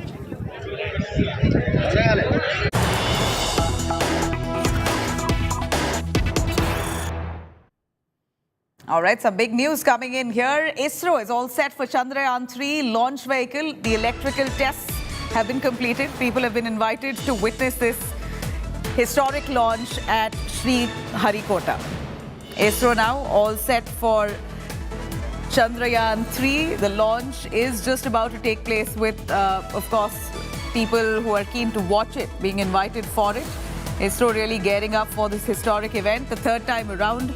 This is the third lunar mission that ISRO has announced, Chandrayaan 3. It will be launched in just a little while. In fact, this is certainly an ambitious project for ISRO. This is their new heavy lift launch vehicle.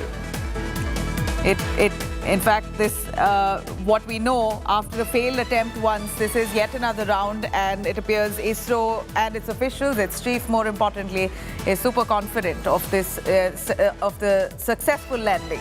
Let me cut across to Pramod joining us, who's tracking those developments. Pramod, tell us the excitement around the Chandrayaan 3. Sriharikota, where the launch is going to take place. What time is it? And this time, is the team fully confident and prepared? Nabila, definitely the team is fully confident and prepared, and we people who also follow the space research are definitely confident about ISRO's plans, because this is the third plan for the moon, and earlier also we cannot consider the Chandrayaan 2 a complete failure because the actual payload and everything was slingshot. It reached the moon's orbit also. Only the landing, which is an extremely difficult part, because we need to understand that unlike Earth, there is no atmosphere over here, which means the landing should be in a controlled manner. There were some errors, and that has been rectified as well. Somnath claimed that on 14th, earlier he mentioned that the window would be between July 12th and July 19th, and now they have decided to the trip would be on the 14th, and around 2:35 it will the LV-M3 rocket will be launched from the Earth. And the interesting factor is that we are expecting this particular Chandrayaan to reach the moon around August 23rd or 24th, because it's a kind of a beautiful manner by which the actual payload will be using the Earth's gravity, making multiple circles around the Earth in an elliptical manner, through which it's in a kind of using a slingshot pattern. It will reach the moon's orbit, and then it will start rotating around the moon, and then the third aspect will be done over here. So this is definitely going to be a very important event for ISRO. In fact, to tell the factor, not just with Chandrayaan 3, but ISRO is also have they are still working on various other aspects about the manned mission and to the moon. And if ISRO is successful, it will be the fourth country to land on the moon, Nabila. All right, fourth country to land on the moon. Certainly a proud moment for India. Chandrayaan 3 that is all set to be launched in just a little while from Sriharikota. In fact, on the 14th of July is when the launch is going to take place. Thank you very much, Pramod, for joining us. India Today slips into a very short break. We'll be right back with a lot more coming up on the other side.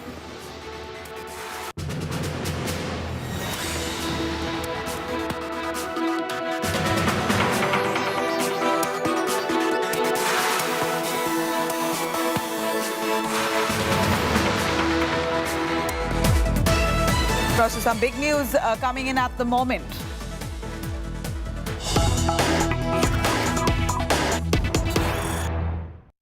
Right, protests have erupted in Patna, Delhi, as well as in Chennai over Gujarat High Court's order on Rahul Gandhi. The Gujarat High Court's order, where it does not give relief to Rahul Gandhi. We see protests that have just erupted in Chennai, in Patna, as well as in New Delhi. This comes, of course, after the setback that Rahul Gandhi received. What we know is that Rahul Gandhi, who was convicted by court and sentenced to prison for 2 years in Gujarat on March 23rd for his speech during the 2019 Lok Sabha campaign, the Gujarat High Court, it appears, has not given him relief. Let me quickly cut across to Aditya joining us from Patna. Aditya, tell us a little more on the Congress workers now launching a protest. We are seeing some of the visuals coming in from Chennai. Yeah, go on. Well, Well, exactly, Nabila. As far as Bihar Congress is concerned, you can clearly see in the visuals that the workers of Bihar Congress have assembled here at Income Tax Roundabout, and they are led by Shakil Ahmed Khan, who is the leader of the Congress party delegation in Bihar Assembly. And you can clearly see in the visuals that effigies have been burnt and also large-scale protest has been conducted. We'll try to talk to some local congressmen and try to understand what their entire protest is about. क्या किस बात का विरोध कर रहे हैं? पूरा देश गुजरात हाई कोर्ट से श्री राहुल गांधी जी की याचिका खारिज होने के बाद दुखी और मर्माहत है कि एक जननेता को किस प्रकार से गुजरात सरकार द्वारा केस को मजबूत करके झूठे केस को मजबूत करके फंसाया जा रहा है। न्यायालय पे मुझे भरोसा है, उच्चतम न्यायालय के खिलाफ हम सर्वोच्च न्यायालय जाएंगे। राहुल गांधी को न्याय मिलेगा क्योंकि राहुल गांधी जनता के साथ है और जनता राहुल गांधी जी के साथ है। इसीलिए हम कह रहे हैं राहुल गांधी संघर्ष करो, देश तुम्हारे साथ है। राहुल गांधी जी ने ठाना है देश को बचाना है। So you can clearly see in the visuals, Nabila, that the party workers out here are clearly irate after the ruling has come, but then they are actually avoiding to make strong statements against the court, but then they are holding it right that they are actually getting the entire legal standing evaluated and they'll take the entire case to a superior court. Nabila. You're in Patna at the moment. I should tell our viewers that there is protest also happening simultaneously, even in the national capital, Delhi, as well as in Chennai. We know that the Gujarat High Court now has refused to grant a stay on Rahul Gandhi's conviction, 2 years jail term that was announced in a criminal defamation case, resulting in the loss of his parliament membership as well.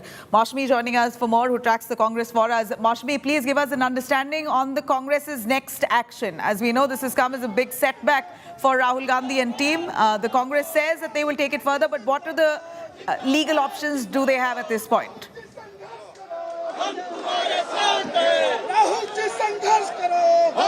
Before we discuss the legal options, Nabila, you can see that in the ambience there's a lot of sloganeering that's happening here, and youth Congress workers here holding flags of the Congress party with the picture of Rahul Gandhi right there. This is the AICC headquarters that you're seeing, slogans and a lot of support pouring in for Rahul Gandhi there. Srinivas is right here, and Srinivas, this is a long legal battle. आप लोग इस लड़ाई को आगे कैसे ले जाएंगे, क्योंकि एक तरफ तो लीगल लड़ाई है, दूसरी तरफ पॉलिटिकल लड़ाई है। नहीं, जो कानून तौर पे जो लड़ाई लड़ना है तो वो हम लड़ाई लड़ेंगे, जारी रखेंगे। और सड़क में भी जो बेरोजगारी है, जो करप्शन है, जो अभी मध्य प्रदेश में 50% हुआ, मूर्ति को लेके जो करप्शन हुआ है, तो उसको लेके लड़ाई लड़ेंगे। राहुल गांधी संसद के बाहर है, क्या इसको मुद्दा बनाएंगे? देखिए, पूरा देश का जनता राहुल जी के साथ खड़ा है। हम सारे कार्यकर्ता है, उनके कार्यकर्ता है, हम भी उनके साथ साथ में खड़ा है और लड़ाई लड़ने का काम करेंगे। उस पर कोई ये नहीं है। जब राहुल जी के इन लोग ने भारत जोड़ो यात्रा के बाद राहुल जी के ऊपर इतना डर हो गया, तो क्या क्या ये सारी एपिसोड क्यों हुआ, कैसे हुआ, जो पार्लियामेंट में जो 20,000 करोड़ आते ही ये सारी डिस्क्वालीफाई से लेके हर चीज हुआ, तो ये देश का जनता भी सारे एक एक चीज को नजर से देख रहा है। जो बदला लेगा, तो कर्नाटक में इनको सबक सिखाया, इतनी बड़ी झटका लगा, तब भी इनको अकल नहीं आ रहा है। अभी आने वाला 5 राज्य है, वहाँ का जनता इनको सही सबक सिखा देगा। आप लोग के लिए झटका है क्या कि राहुल गांधी बाहर रहेंगे? अभी तो राहत नहीं मिली है हाई कोर्ट से। सुप्रीम कोर्ट में उम्मीद है, सुप्रीम कोर्ट में यही मैंने बोला, कानून तौर पे हमने लड़ाई लड़ने का काम हम करेंगे। तो वो लोग पहले करप्शन के बारे में बात कर रहा है, तो आज छत्तीसगढ़ में जो भी करप्शन को लेके बात किया, मध्य प्रदेश में 70,000 करोड़ का बात किया एनसीपी को लेके, 4 दिन के बाद एनसीपी को आपके अंदर ही मिला लिया है। तो सफाई वही से स्टार्ट हुए, मध्य प्रदेश है, इनका सारे रूलिंग स्टेट है। So here you are, they are saying that they'll respond politically, and you know कितने राहुल रोकोगे, हिंदुस्तान राहुल गांधी है, such kind of slogans there, you know, because public support and emotional card is what the Congress is banking on in this legal fight to amplify its support as far as, you know, the upcoming Lok Sabha elections and the persona and personality of Rahul Gandhi is concerned, Nabila. You know, looking at this issue legally, there have been cases like this in the past that have been dealt with quite differently. Rahul, with the Gujarat court not granting him any relief or refusing to issue a stay, this is possibly the harshest punishment for a member of parliament that we've seen in recent times.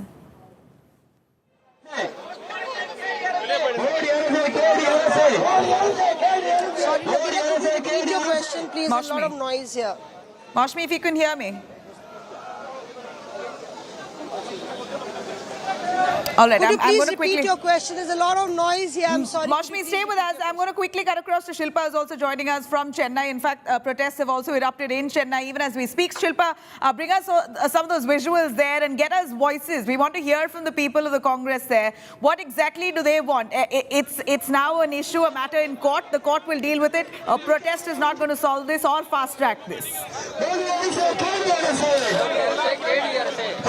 Well, yes, Nabila, we are currently reporting from outside the Chennai Egmore railway station. That is where the Congress party leaders, the Tamil Nadu unit, of course, is staging a protest against the disqualification of Rahul Gandhi. They're, of course, expressing disappointment with respect to the order that has come in from the Gujarat High Court, dismissing the Rahul Gandhi's appeal, which means that he will continue to be a disqualified member of the Lok Sabha. And the Congress here, of course, is protesting, saying that the disqualification of Rahul Gandhi totally reflects the anti-democratic and fascist tendencies of the BJP government. The initial idea was, of course, to do a rail roko, but the police, of course, have stopped the Congress leaders from entering the railway station, and they are currently, raising slogans, and they are currently being taken into preventive custody. I'm just going to try and speak.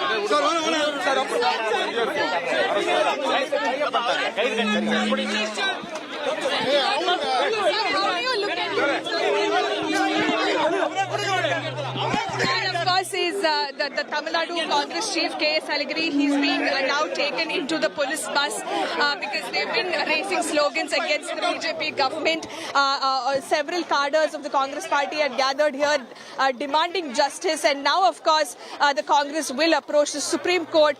We are expecting a briefing to take place in New Delhi in some time from now regarding what is going to be the Congress's future course of action as far as Rahul Gandhi's disqualification is concerned.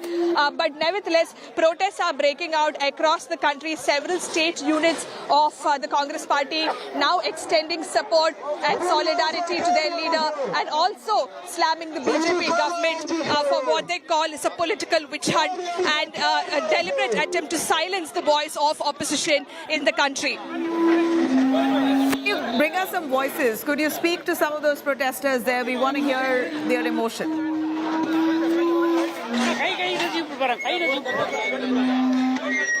Well, yes, Nabila, at this point, all of them are being taken into the police van. That is the reason why we are finding it a little difficult to speak to them.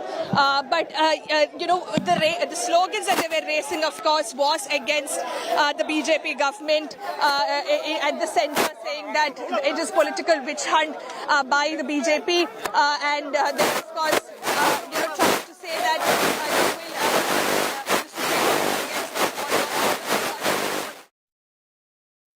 We're going to quickly cut across to Mashmi.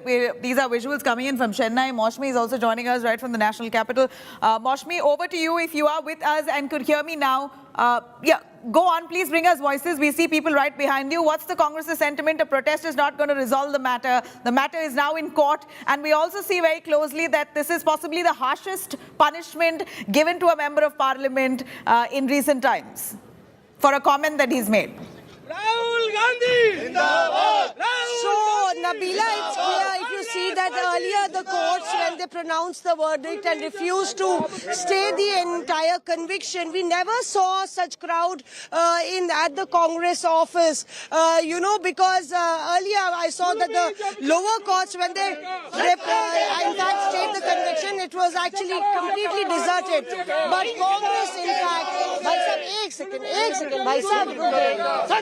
so the Congress, in fact, they're not stopping their slogans. Of course, the Congress workers workers are quite agitated about the way the verdict has come about. And Anil Chaudhary and Avinash Pandey both are joining us, and we'll try and take their Deepak Babaria, sorry for that, sir, joining us, and we'll take their reaction. Deepak साहब, किस तरह से आप देखते हैं, क्योंकि क्या राज्य इकाइयां भी प्रोटेस्ट करेंगी? हम इस बार ही देख रहे हैं कि तमाम कांग्रेस कार्यकर्ता बाहर हैं। राहुल गांधी जी ने ये देश के गरीबों की आवाज बन रहे हैं। ये देश के जो है नफरतवादी जितनी भी ताकत है उसके सामने वो मोहब्बत की लड़ाई लड़ रहे हैं। वो ये देश के गरीब SC ST के लोगों के लिए लड़ाई लड़ रहे हैं। ये देश के मजदूरों और किसानों के लिए लड़ाई लड़ रहे हैं, और ये देश के हर युवा और महिला के अधिकारों के लिए भी जो लड़ाई लड़ रहे हैं, उसको रोकने के लिए ये सोची समझी साजिश के तहत पूरे हिंदुस्तान में ये प्रक्रिया चल रही है। उनको रोकने की कोशिश हो रही है, तो राज्य इकाइयों में भी आवाज को रोकने की जो कोशिश हो रही है उसका डट के विरोध किया जाएगा। उसके सामने बड़ा संघर्ष होगा। तो एक तो कोर्ट में लड़ाई लड़ी जा रही है, तो क्या सड़क पर भी अब आप लोग उतरने वाले हैं इसको लेकर? उसके लिए जो प्रकार की लड़ाई लड़ना है वो तो राहुल जी लड़ रहे हैं, कांग्रेस पार्टी लड़ रही है, और आगे भी उसको और तेज करेंगे। वो सोचते हैं कि ये इनके इस प्रकार के कदमों से कांग्रेस पार्टी काउ डाउन हो जाएंगी, राहुल जी डर जाएंगे। मैं समझ रहा हूँ कि they are living in fool's paradise. So he's been assigned the charge of Delhi, and of course Anil Chaudhary is also joining us. Anil, how do you see this entirely panning out in Delhi especially? देखिए, केवल ये दिल्ली की बात नहीं, ये मुद्दा पूरे देश के लिए है। और मुद्दा इसलिए है कि राहुल जी, याद होगा, आप लगातार इस मुल्क के इस तानाशाही शासक से सवाल पूछते हैं कि ये मुल्क देश के लोगों के लिए चलेगा, लोगों से चलेगा, या चंद उद्योगपतियों से चलेगा। लेकिन विडंबना है कि इस देश का जो शासक है वो मात्र चंद अपने मित्रों के लिए इस मुल्क के अंदर नीतियां लेकर के आते हैं। वो नीतियां जन विरोधी, किसान विरोधी, युवा विरोधी, रोजगार विरोधी है। तो स्वाभाविक राहुल गांधी आवाज उठाएंगे। तो आज बेशक से मैं कह सकता हूं ये दुर्भाग्यपूर्ण फैसला है। कोर्ट पर मैं टिप्पणी नहीं करूंगा, लेकिन राहुल गांधी की आज आवाज को दबाने की जो प्रयास किए जाएंगे, वो प्रयास में ये कभी सफल नहीं होंगे, क्योंकि ये लड़ाई राहुल गांधी की नहीं है, ये लड़ाई कांग्रेस की नहीं है। लड़ाई इस मुल्क के उन लोगों की है जो इस सरकार से संतुष्ट नहीं है, और वो वर्ग राहुल गांधी को अपना प्रिय नेता, अपना बेटा और अपनी आवाज समझते हैं। Nabila, clearly the Congress calling its state units from Delhi, Haryana and all the neighboring states to in fact pour in terms of support for Rahul Gandhi. Well, this is what we've seen right from the start. A complaint against Rahul Gandhi of any kind. We see the entire machinery of the Congress out on the streets protesting, calling this injustice. Well, the matter is now in court. And what's important to note here is that the court, while also hearing the case, has also observed existing 10 other additional defamation complaints against Rahul Gandhi and refuses to stay his conviction. I'm going to slip into a short break. A lot more on this on the other side. Do stay with us.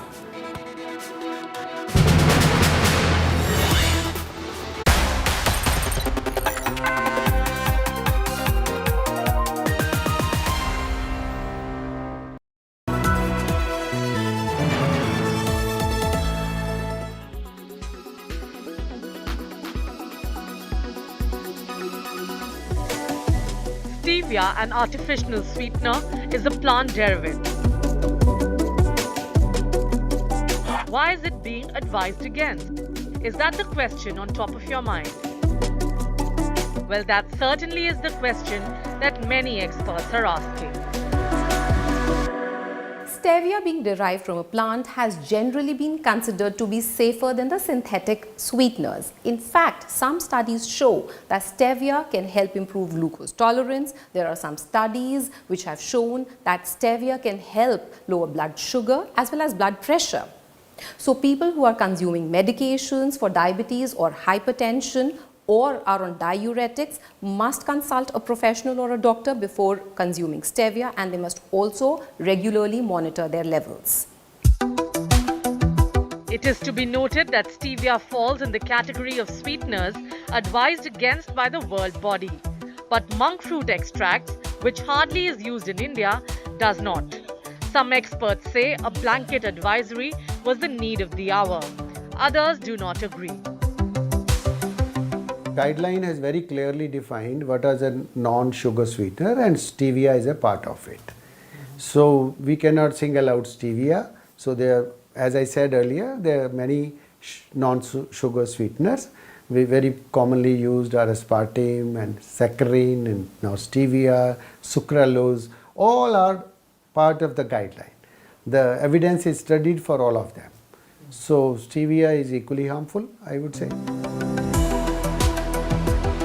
Some experts say some amount of confusion has been created with the new guidelines from the World Health Organization. Stevia is a natural plant, right?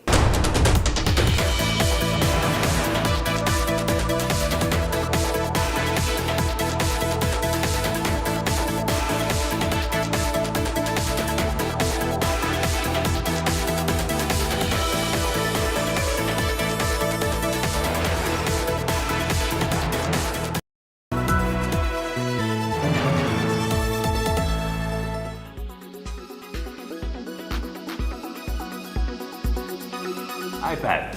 Get yourself an iPad. Well, you want to get an iPad Air maybe? iPad. I think you should get an iPad. I think you should get the iPad Pro if you're being really luxurious. No, an iPad Air or an iPad 9th generation for you. Well, that used to be my standard default response if anyone asked me whether they should pick up a new tablet and which one it should be, because there wasn't much competition from the Android guys. But then a few weeks ago, we saw the OnePlus Pad, exclusively a first look and a review on Tech Today.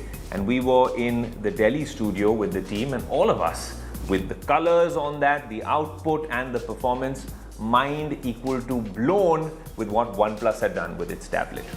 And then every time there's a revolution coming, well, you need a captain of the ship, but it's nice to have, well, two pilots in the cockpit. And what if I told you that I just found my second pilot to drive the Android tablet revolution forward, the Xiaomi Pad 6. And honestly, the iPad has a lot of competition with this monster.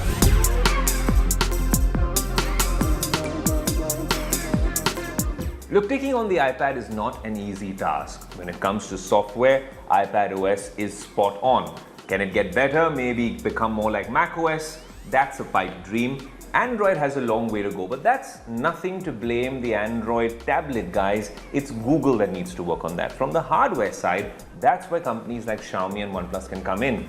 And yes, the OnePlus Pad looked good, but this particular device looks like a Xiaomi 13 Pro from the outside with this camera module. It has a 13 megapixel shooter.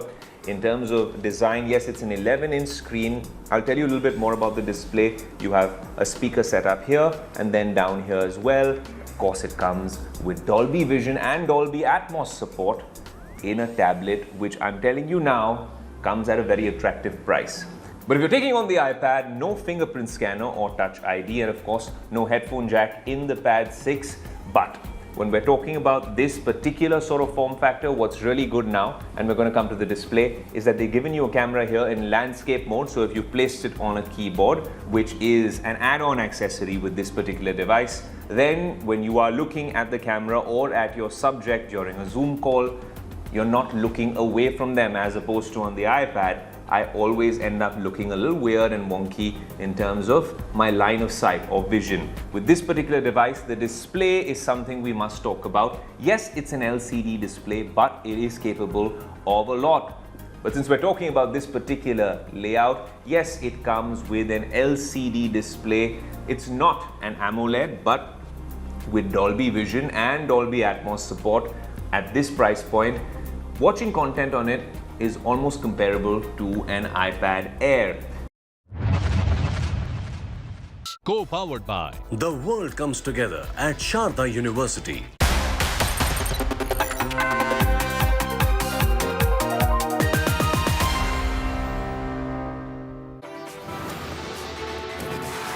Right, a very good afternoon. You're watching India Today. I'm Nabila Jamal. Our top focus here, Rahul Gandhi, the former MP, really pushing for the conviction in a defamation case to be stayed. The Gujarat High Court now refuses to stay the order. More on that right after the headlines. Rahul Gandhi receives a big blow at Gujarat High Court now. Says cannot stay conviction. In fact, they've refused to entertain the plea itself. Rahul Gandhi now remains disqualified as Member of Parliament.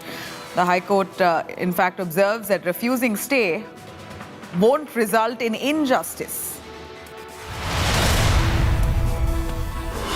After Gujarat High Court refuses to stay Rahul's conviction, the Congress now crying foul, calls it travesty of justice. Meanwhile, the Congress slams US ambassador over Manipur remark after Grassetti offered to help in the Manipur situation. The Congress asks why interfere in our internal affairs.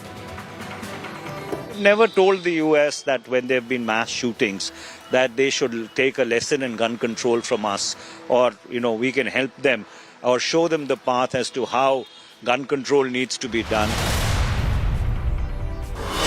US condemns attack on Indian consulate. US congressman says hold attackers accountable. Asserts can't incite violence in the name of free speech.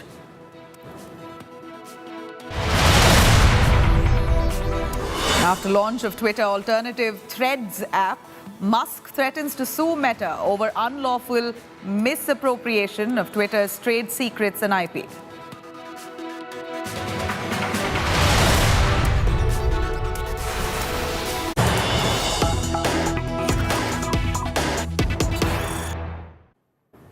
All right, in the big news coming in from Telangana, the BRS, KCR's party BRS, all set to boycott Prime Minister Narendra Modi's event in Telangana. KTR now slamming Prime Minister, says promises yet to be fulfilled. He says tribal university, a promise that the Prime Minister made is yet to be fulfilled. What was done for the country so far, what promises were made, has not been fulfilled. Really, what has the BJP done in the country so far? This is the question that KTR asks KCR's son, the Chief Minister's son, and the Minister himself. KTR pointing fingers at the Modi government, saying all promises that have been made have fallen flat in the last 9 years. He says, what exactly has the BJP done for the country, really? BRS now to boycott Prime Minister Modi's event upcoming in Telangana. Listen in.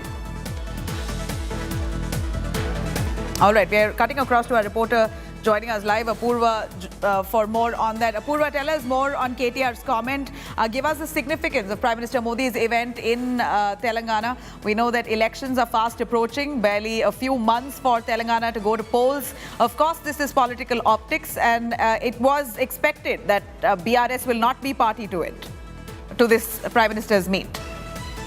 There's strong statements coming in there from BRS IT Minister KTR. In fact, he's also gone on to state that there have been several funds and requests that are still pending for the, the center to accept funds that are pending to come into the state from the center, and all of this, be it the Bayaram plant that is yet to be, set up, or several other things that the state government here has been time and again requesting for the center for granting of funds. All of them have been lacking on behalf of the center, and this is why, he also goes on to question, with what face does Prime Minister Modi come here into Telangana when all of these funds are yet to be approved and issued by the center? That's what he's given. Strong message coming in there from KTR. He goes on to state that despite time and again, the state government, they're requesting for the allocation of funds for the state, for the development. The center has failed to do so, which is why the BRS government will not be there present during the function that is scheduled to take place, inauguration ceremonies that are scheduled to take place there when Prime Minister Narendra Modi arrives into Warangal in just 1 day, July 8th. He is expected to arrive here, where he will opening over 6 crores worth of projects there for the state of Telangana, saying that they will be boycotting this event. KTR has given a strong statement where he says that there hasn't been any kind of help from the center, despite several reminders and requests that have been put forth by the state and the state government, and that is why the BRS government, which is the ruling party here in Telangana, will be boycotting this event. Remember, recently as well, we saw KTR there visiting Delhi itself, where he had spoken with several senior leaders, including that of Amit Shah, Mansukh Pandya, and several others, where he had talked about issuing and releasing all funds here for the development here in the state.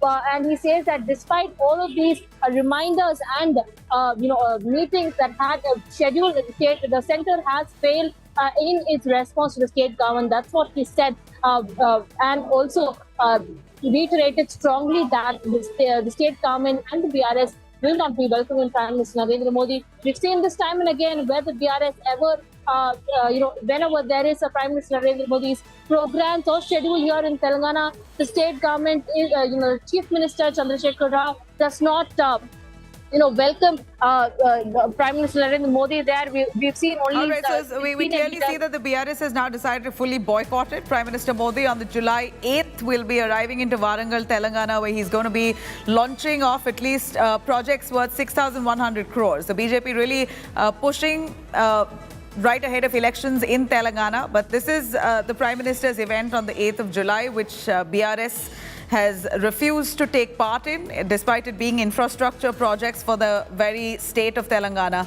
They claim, what really has Modi done for the development of this country? This is what KTR questions.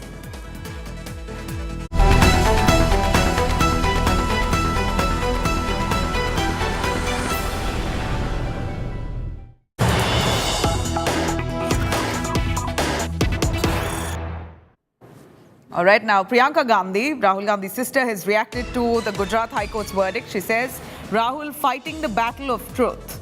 Priyanka says the battle is in front of an arrogant power.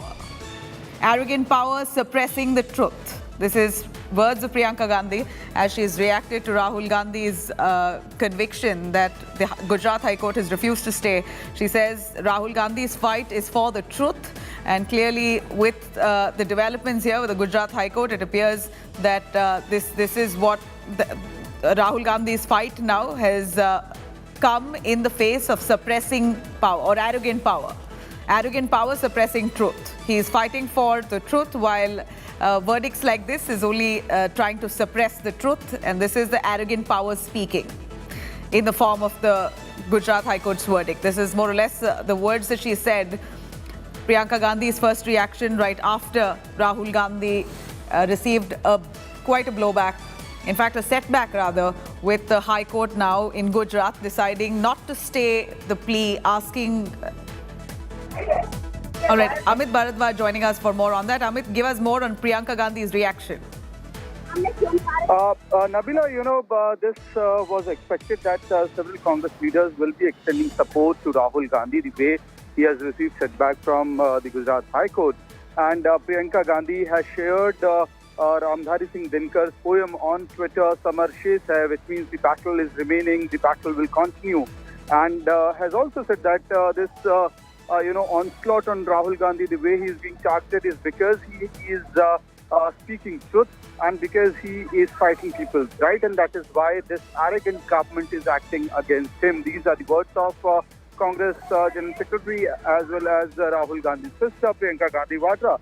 And, a few moments from now, around 1:30, it is expected that there will be a press conference at the AICC headquarters where the senior leaders and the legal expert of the party, are expected to brief the media on the technicalities of the order and on as to whether... I'm going to quickly cut across to BJP's Ravi Shankar Prasad speaking on this very issue. Rahul Gandhi's no relief for him at the Gujarat High Court. सामने उपस्थित हुआ हूं party की ओर से। राहुल गांधी ने 2019 के चुनाव में एक टिप्पणी की थी कि सारे चोरों के सरनेम मोदी क्यों होते हैं। आपको पता है कि मोदी सरनेम अधिकांश पिछड़े और अति पिछड़ी जातियों का होता है देश भर में, और ये घोर रूप से आपत्तिजनक टिप्पणी थी। कायदे के मुताबिक उनको माफी मांगना चाहिए था, स्लिप ऑफ टंग हो गया, लेकिन माफी मांगना तो उनकी फितरत में नहीं है। लोअर कोर्ट ने उनको 2 साल की सजा दी, उसके खिलाफ वो सेशन कोर्ट गए।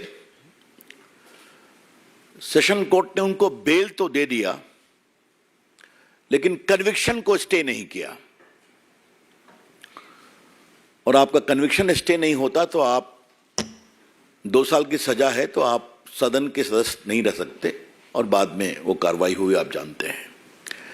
इसके खिलाफ वो गुजरात हाई कोर्ट गए, और गुजरात हाई कोर्ट में अभी उनकी कोशिश यही थी कि हमारा जो कन्विक्शन हुआ है उसको स्टे किया जाए। ट्रायल कोर्ट के फैसले के खिलाफ मेरिट पर उनका मामला सेशन कोर्ट में पेंडिंग है। ये थोड़ा समझना बहुत जरूरी है। तो उन्होंने ये आग्रह किया कि हमारे कन्विक्शन को स्टे किया जाए, और आज गुजरात हाई कोर्ट ने बड़ा ही विस्तृत ऑर्डर दिया है और उन्होंने उनके इस प्रेयर को रिजेक्ट कर दिया है। बाकी टिप्पणी तो जजमेंट हम देखने के बाद विस्तार से आपको बताएंगे, आपको भी मिलेगा, अभी लोड नहीं हुआ है। लेकिन जो वहां जानकारी मिली है, कोर्ट ने कहा है इनके खिलाफ लगभग 10 मामले चल रहे हैं, इसलिए कोई रीजनेबल ग्राउंड नहीं है स्टे करने का। जहां तक डिफेमेशन का सवाल है, Rahul Gandhi is a habitual offender. मानहानि के मामले में राहुल गांधी आदतन अपराधी हैं, और यह बात हम बहुत जिम्मेवारी के साथ कहना चाहते हैं। अगर आप उनके पूरे देखें राजनीतिक टिप्पणियों को, तो विदेश में जाके वो भारत के लोकतंत्र का अपमान करते हैं, डिफेम करते हैं, भारत की संस्थाओं का डिफेमेशन करते हैं, चाहे वो इलेक्शन कमीशन हो। अब तो मीडिया को भी डिफेम करते हैं कि आप बिके हुए हैं। और सबसे तो उसका रोचक पक्ष ये हमें मालूम हुआ कि उनकी जो प्रेस थी, एक तथाकथित कांग्रेस का समर्थित पत्रकार को उन्होंने भाजपा का कार्यकर्ता बता दिया। ये आपने लाइव देखा होगा टीवी पर, और कहे तुम कमल छाप का बैज लगा लो, और बाद में यही भी कहा कि तुम्हारी हेकड़ी निकल गई। तो अब तो वो पत्रकारों को भी नहीं छोड़ते हैं। वो जेएनयू जाते हैं और टुकड़े टुकड़े गैंग के साथ खड़े हो जाते हैं। वो सेना के बारे में खून की दलाली की बात करते हैं। अभी मैं भाजपा की बात नहीं कर रहा हूं। इन्होंने राफेल पर देश में चौकीदार मैं बोल नहीं सकता हूं क्या कैंपेन चलाया, और बाद में भारत की जनता ने जबरदस्त जवाब दिया। सुप्रीम कोर्ट ने कहा कि यह बिल्कुल ठीक है, तो उन्हें सुप्रीम कोर्ट के निर्णय की भी आलोचना की, और जब कंटेम्प्ट शुरू हुआ तो माफी मांगा। संघ से तो लगता है राहुल गांधी इतना नफरत करते हैं कि गांधी के हत्यारे रहे हैं, उसके खिलाफ डिफेमेशन चल रहा है। तो लगभग 7-8 डिफेमेशन केस चल रहा है उनके खिलाफ, और ये तो उन्होंने ओबीसी का सीधा अपमान किया।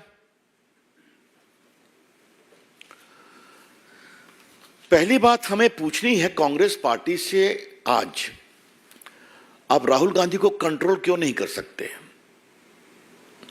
उनको ठीक ठाक बोलने की ट्रेनिंग क्यों नहीं दे सकते? आपके नेता है ना वो। अगर इसी ओबीसी मामले में वो माफी मांग लिए होते तो मामला खत्म हो गया होता। और याद करिए, सूरत के ट्रायल कोर्ट ने उनसे कहा कि आप माफी मांगेंगे, उन्होंने माफी मांगने का अवसर भी दिया था। तो उनकी टिप्पणी क्या है? I am not Savarkar that I will apologise. एक महान देशभक्त वीर सावरकर, जिसने 11 साल अंडमान में गुजारे, उसके बारे में कितनी नफरत है उनके दिल में, ये समझिए आप।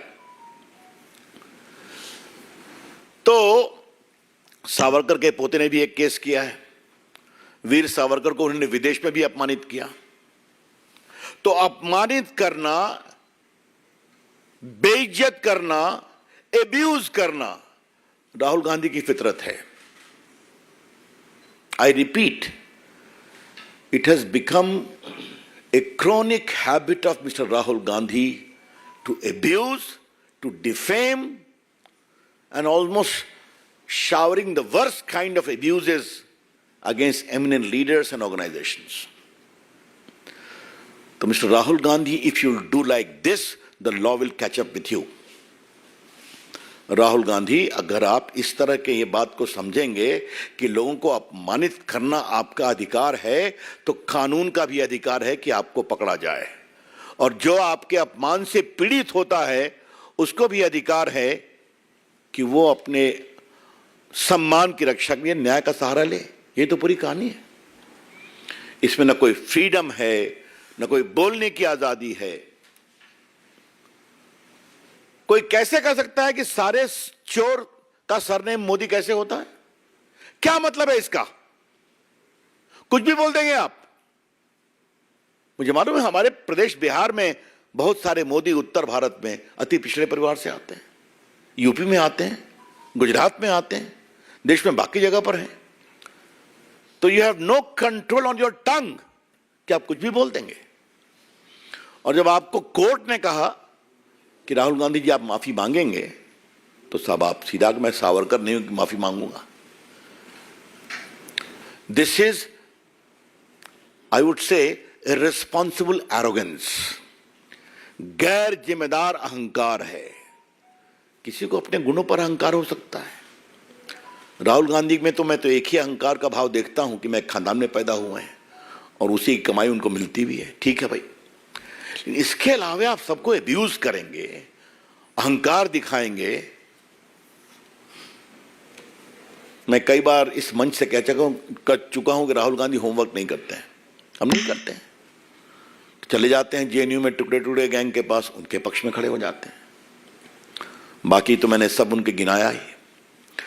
तो आज का निर्णय गुजरात हाई कोर्ट का स्वागत योग्य है।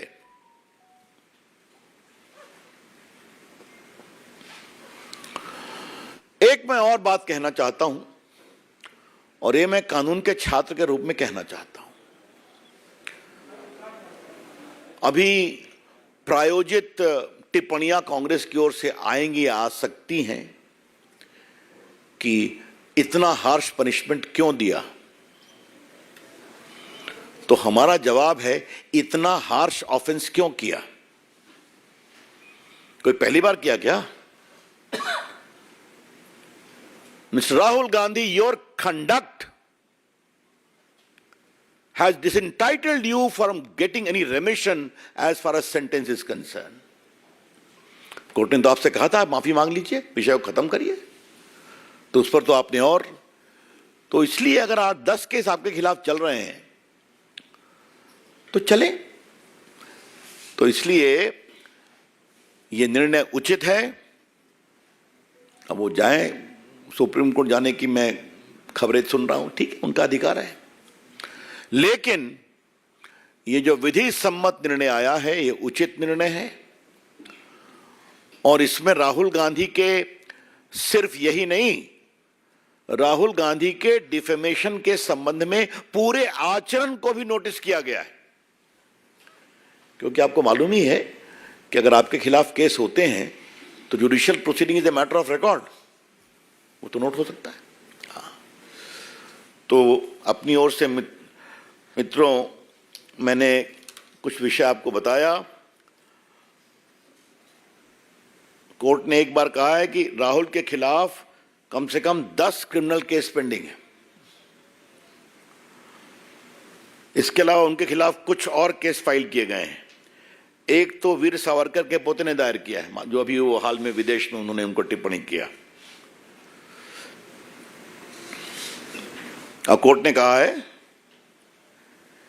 कि परिस्थितियों के आलोक में सजा पर रोक लगाने का कोई विषय नहीं बनता है और सूरत के सेशन कोर्ट के आदेश में हस्तक्षेप की आवश्यकता नहीं है। Therefore, the High Court has taken into account the totality of situation and his conduct and said it is not a case fit for a stay of conviction. ये बात मैं आपसे कहना चाहता हूं। बाकी तो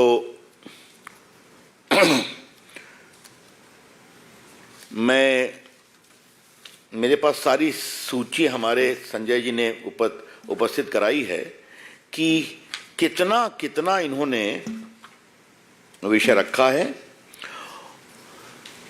कि इनके खिलाफ क्या क्या चल रहा है। वैसे ओबीसी लोगों का अपमान करना कांग्रेस की फितरत है। The BJP would like to assert very emphatically that not giving due to the OBC is a part of the DNA of Congress party. अभी जो OBC का कॉन्स्टिट्यूशनल कमीशन बन रहा था, उस पर भी टीका टिप्पणी की गई थी, आपको मालूम ही है। नरेंद्र मोदी की सरकार है जिसने OBC के पूरे समाज के लिए, जैसे ST का कमीशन कॉन्स्टिट्यूशनल बॉडी है, जैसे SC का कमीशन कॉन्स्टिट्यूशनल बॉडी है, उसी प्रकार से OBC के कमीशन को भी संवैधानिक मान्यता दी थी। और बाकी जिस तरह से OBC के बारे में अन्य काम किए गए उसकी चर्चा आपसे हम करते रहते हैं, करेंगे आगे। लेकिन कांग्रेस पार्टी का इन सबों में असहयोग रहा है। तो यह भी जानना बहुत जरूरी है कि उनका अहंकार, उनका लोगों की बेइज्जती करने की उनकी फितरत, लोगों को अपमानित करने की उनकी चाहत, और मैं कानून से ऊपर हूं क्योंकि मैं गांधी परिवार का, ये अहंकार, ये समस्या का कारण है। तो मिस्टर राहुल गांधी, कानून ने अपना काम किया आपके बारे में। मिस्टर राहुल गांधी, कानून has caught up with you. Face the consequences. एक बात हम और कहना चाहेंगे, उसके बाद आपके प्रश्नों का हम लेंगे। राहुल गांधी जी जहां से लड़ते हैं, जब हार जाते हैं तो उसकी आलोचना शुरू कर देते हैं। आजकल अमेठी पर बोलना शुरू कर दिया उन्होंने। यूपी पर तो और योगी जी पर तो ऐसा ऐसा बोला है कि मेरे पास शालीनता है थोड़ी मेरे पास। तो योगी जी के बारे में जो उन्होंने शब्दों का प्रयोग किया उसे मैं दोहरा नहीं सकता, सब रिकॉर्ड पर है। अब वायनाड भी वहां से बहिष्कृत हो गए कानून के द्वारा, तो वहां की आलोचना शुरू करेंगे। जो राहुल गांधी के मन भाए वो ठीक है, जो न मन भाए वो गड़बड़ है। All right, BJP's Ravi Shankar Prasad firing salvos at Rahul Gandhi and team for protests that they've launched over the Gujarat High Court's judgment. Slipping into a short break right after that, a lot more coming in on the Gujarat High Court refusing to stay Rahul Gandhi's conviction. Congress now crying foul, calls this travesty of justice. More importantly, the questions now arise, will Rahul Gandhi be able to contest 2024? Stay tuned.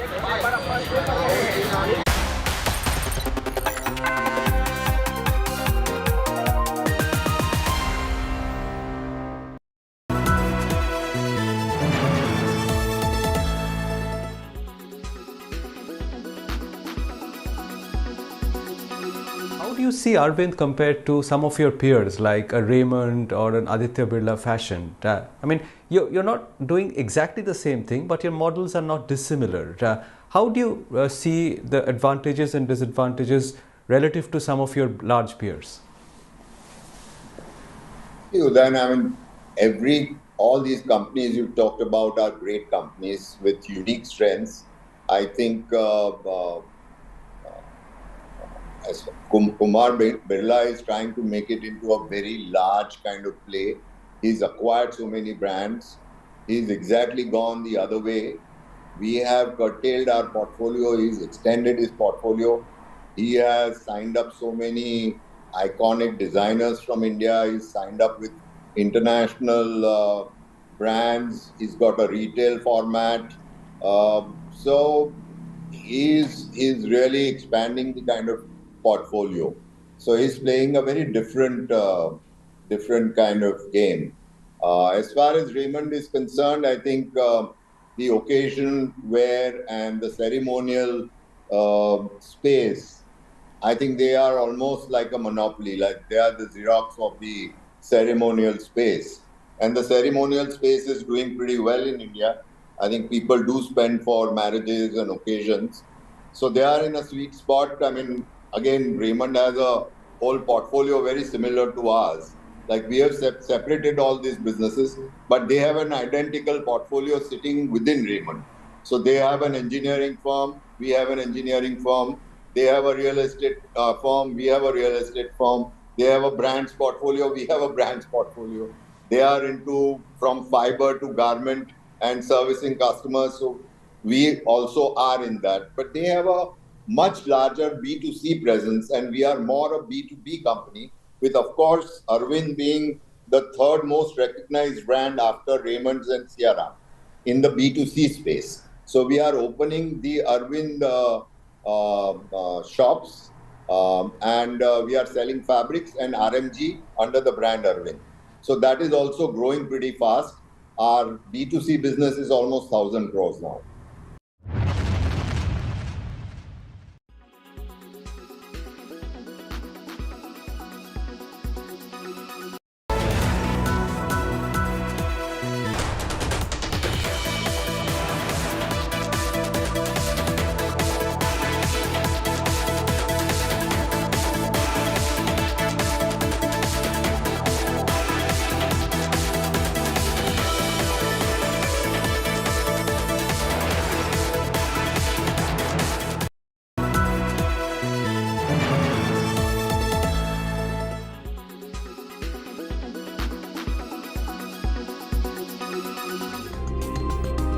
This, ladies and gentlemen, is a dystopic reality, and it is by any yardstick a growing epidemic.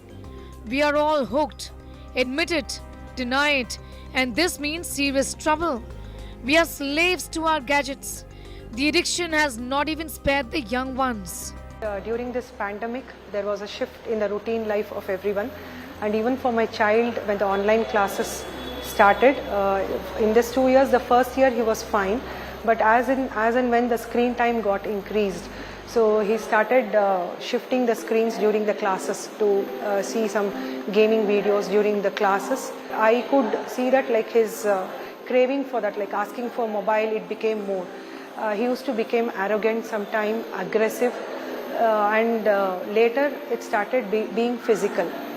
Maybe like screaming, it may be screaming or hitting the walls, something like that, behavioral changes. Is this how people around you behave all the time? Their heads down into their phones, the relationship with the gadget not broken even during meal times.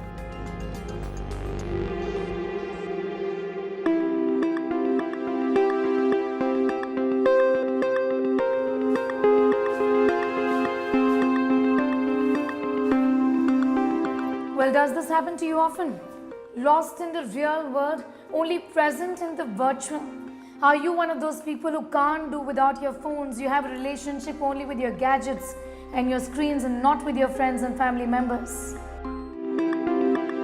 Therapy and de-addiction to recover from technology addiction is fast catching up in India, given the situation we found ourselves in. But what exactly is addiction to gadgets? A lot of this watching screen all the single time is just illuminating our brains quite a lot. You've seen a Christmas tree all lit up. Our brain has a lot of these neuropaths. So every time you see a stimulus, some neuropath gets lit up. And when we are watching screens, it's so stimulating. These games, these video games, these vlogs and these reels that are going on for every 1 minute, something keeps getting stimulated for you all. So a lot of neuropaths are getting lit. So if you see a brain scan of a child, it looks like a Christmas tree all lit up. So it becomes very difficult for someone with such an excited brain to cool themselves down, to calm themselves down. So yes, this is an epidemic.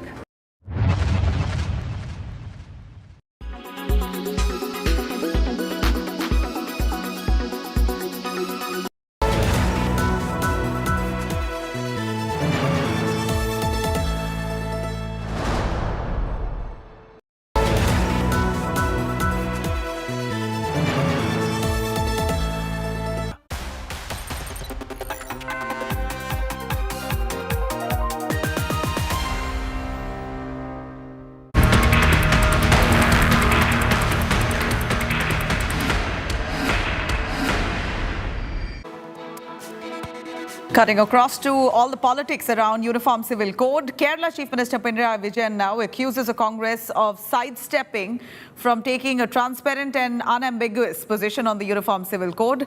Vijayan says the Congress had yet to shed its uncertainty on the centre's move to trample on personal laws governing Muslim marriage, divorce, adoption, inheritance and charity. Meanwhile, Pasmanda Muslim leaders have now extended their support and said that they've said that they have urged the community people, their own community people, not to fall prey to the opposition's conspiracy to mislead their community like CAA. Betting for the UCC, the former Vice President of India, Venkaiah Naidu, has underscored that the country's progress towards social harmony, economic and gender justice, if at all India wants to see a better future on those lines, then delaying uniform civil code will only hamper the country's growth. ये समय नहीं है, अभी हमारा समाज उस मनस्थिति में नहीं पहुंचा है कि सारे देश के सारे नागरिक अपनी पारंपरिक प्रथाओं को और कानूनों को छोड़ के एक किसी कानून में बंध जाए।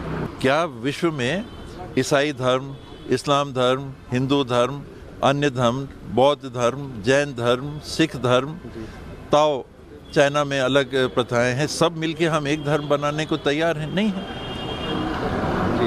वही स्थिति यूसीसी की है। Now BJP is doing it, insisting it, because this is their urgent need. Next election, if they win, they have their life tonic is communal division. So because of the next Lok Sabha election, they are raising it, fanning it. Whether they do or not, I do not know. But campaign will go on to rouse the Hindus against Muslim. All right, the Uniform Civil Code, Pinraya Vijayan says that the Congress has not been very stern against the Uniform Civil Code. He says, of course, Pinraya Vijayan himself is not in support of it. The Chief Minister has asked whether Congress indeed has a clear stand on this or not. This is precisely Pinraya Vijayan's question, saying that Congress is really trying to duck the issue, not really sternly standing against it.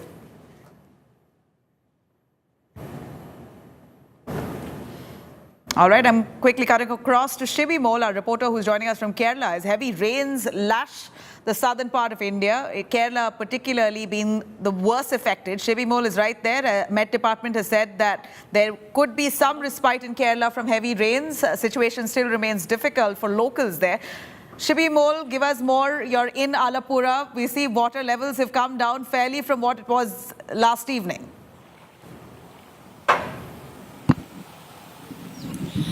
Exactly, Nabila. The water levels have come down because it's not been raining heavily since yesterday evening. Like IMD predicted, IMD had said that from today onwards there will be a reduction in rainfall. In the coming 2 days, the monsoon will weaken is what the IMD has predicted. Today, no district is on red alert, but the water logging still continues in many places, especially in Alapura, because Alapura is surrounded by a lot of canals and rivers and lakes.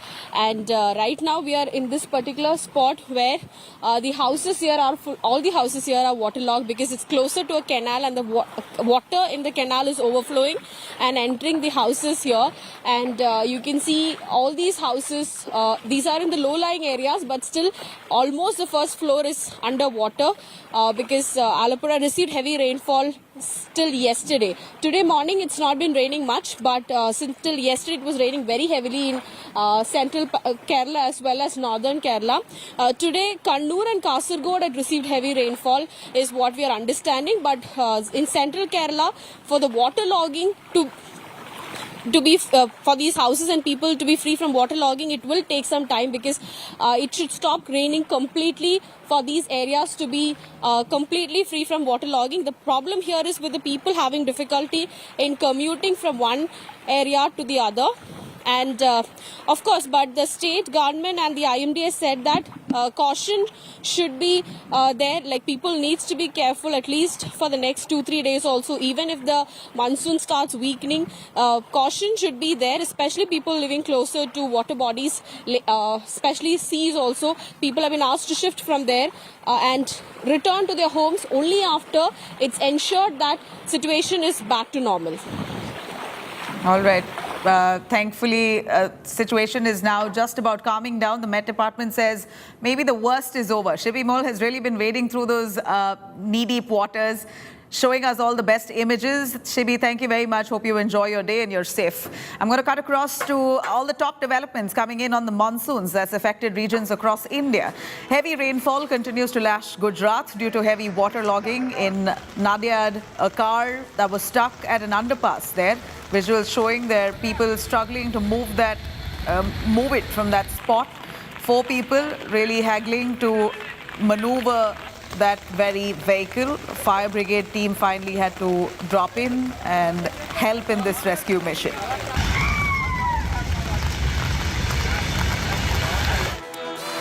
After heavy rainfalls lashed Dehradun, the problem of waterlogging has risen in many areas. Places like Ghantaghar and Dharampur, Araghar as well, severely impacted by waterlogging. Several vehicles there were seen stuck in drains and open potholes. In Haryana's Fatehbad, after heavy rainfall, water entered shops, inundated several localities. Roads have been waterlogged due to incessant rainfall. Following heavy rains, the flood situation in Kerala's Kuttanad has worsened. Visuals can be seen there where a team of Kerala firefighters, the rescue service teams, have helped in evacuation there from many low-lying parts of those areas.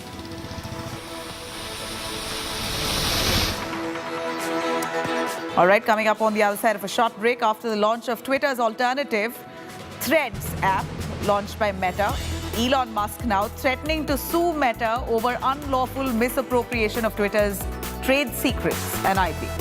Stay with us.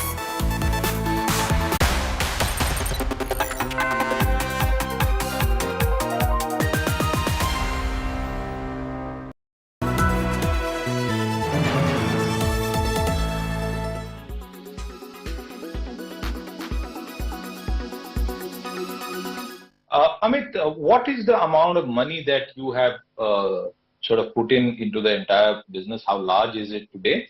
And what is the inventory that you have that is to be sold? So look, as I said, we have contributed the historical land, so to speak, because as I have maintained all along, and even in that article, that we have been sitting right there during the COVID time, cash flow positive on this project. Even we took a debt on the second project, but even there also the cash flow generation has been far higher. If you are selling the building to the tune of 80%, your ability is always a milestone collection, and our collection milestones are achieving very quickly. So we do not see a challenge of getting the money back from the customers. So when we get the money from the customers, it enables a cash flow positive. So therefore, what our contribution is primarily on the land, and initially we have put some small money. However, now inventory, when we talk about, in the first 2 projects, as I mentioned, 80% is sold, so only 20% is left. On the third project, as we speak today, I think close to 30% has been sold, and we are looking anything between in the next 2 years to sell another 30-40% of that. So now practically we are already sold out for the various projects. Now we have already signed a joint development agreement in Bandra, which we should be launching over the next few months. Now the whole growth story for the real estate business, because Thane is still an finite land. We have 60 acres to more, but you need to expand. And real estate is not a business only to monetize land. It is a business, core business for us. And that is why we did the demerger. So you will have a real estate pure play and you have a lifestyle pure play. Now in real estate, we are partnering with various people, as our board has taken 2 primary decisions. One, we will not put money behind the land. We will not buy land at all. And we will not move out of MMR, because it is much better to stay in this region. You have a better grip. You can monitor closely and manage things better. So now we are getting enough and more JDA projects. One is already signed, and I think few are on an advanced stage of discussion, and that will give us a good opportunity.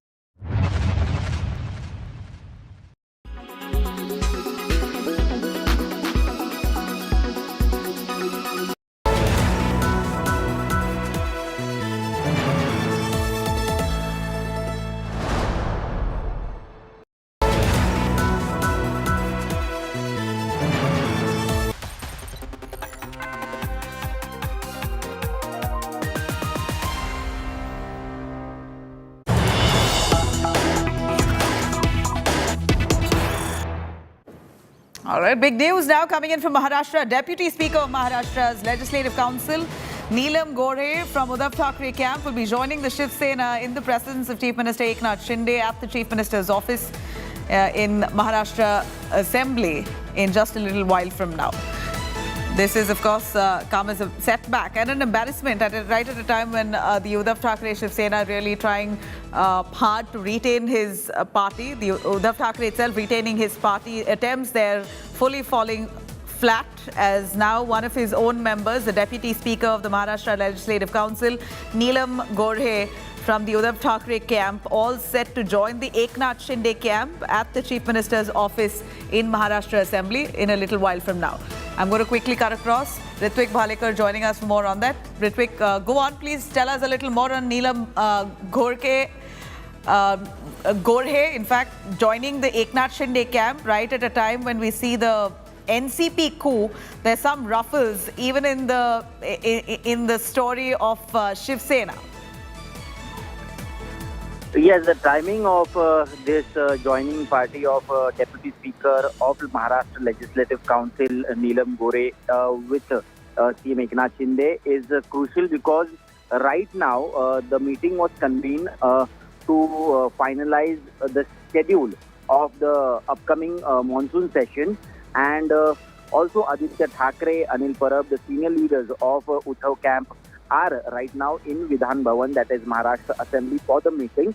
And right after this meeting, it has been declared that Deputy Speaker, who has been the loyalist of Uddhav Thackeray for several decades, is joining CM Eknath Shinde right now in Maharashtra Assembly's Shiv Sena Legislative Office.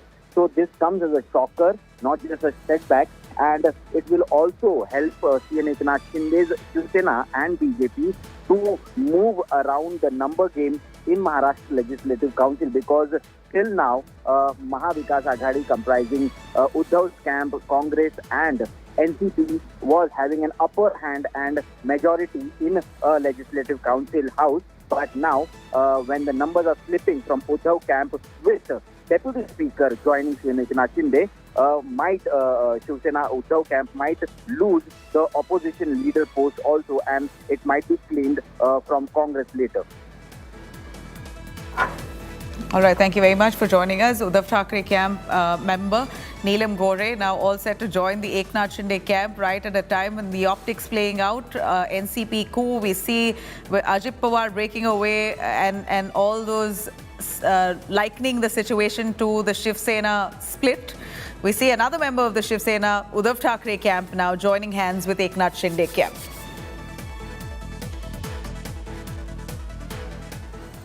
All right, cutting across now to the fight between Elon Musk and Zuckerberg. It appears now it's gone to business as well. It's seeped down to business. Elon Musk's Twitter is now threatening to sue Meta over the new app Meta has launched called Threads. In fact, Twitter has accused Mark Zuckerberg's Meta of poaching former employees to create a copycat version of the Twitter app called Threads. Twitter's legal team has now sent a letter to Mark Zuckerberg accusing the company of engaging in systematic, willful and unlawful misappropriation of Twitter's trade secrets and other intellectual properties. Musk has slammed Meta over Threads, saying competition is fine, but cheating is not. Although Meta is positioning Threads as an Instagram extension, it's very much a standalone platform with features copied almost directly from Twitter. Thread users now can publish a series of connected posts directly inspired by Twitter Threads. In fact, on Thursday, Mark Zuckerberg announced that Threads had already signed up at least 30 million users in barely the first day. Threads, a new app from Instagram, is here. Threads is for public conversation. We're hoping to bring some of what we've built for photos and videos on Instagram to Threads with text. Now the idea is that there's an amazing community on Instagram and wonderful creators. We want to create a space where they can engage in public conversations that is friendly and that is open. And so we're going to bring a lot of the good tools from Instagram to Threads. Things like hidden words and restrict, which allow you to shape the experience into something a little bit more friendly. Things like our community guidelines, and over time, more features around recommendations and trends. All right, now Meta has finally launched Threads, the app, which is a direct rival to Twitter, ramping up the rivalry between billionaires Mark Zuckerberg and Elon Musk. On Threads, people can post text, links, and reply to messages and even repost them. Very similar to what we see on Twitter, just how Twitter does. Threads is the biggest challenger yet for the Elon Musk-owned Twitter, which he bought for a whopping $43-odd billion. The much-anticipated battle between tech billionaires Elon Musk and Mark Zuckerberg has started. Zuckerberg has made the first move by launching a Twitter rival app called Threads. Instagram's text-based conversation app called Threads is now available for download for both Android and Apple users globally. Threads, just like Twitter, will allow users to post threads on the app and reply to others, all of which will be visible on your timeline. Threads also allows text up to 500 characters, links, pictures and videos up to 5 minutes in length. Meta has made it easy for Instagram users to join the new app by linking the two and allowing them to just port over. They do not have to change their handles and will be able to follow the same people as they do on Instagram. After just a couple of hours of the official rollout, Mark Zuckerberg announced on the app that the Threads app has passed 2 million sign-ups in its first 2 hours live in the App Store. After the launch of Threads, Twitter is now surrounded by several rivals, including Jack Dorsey's Blue Sky and Mastodon. This battle is not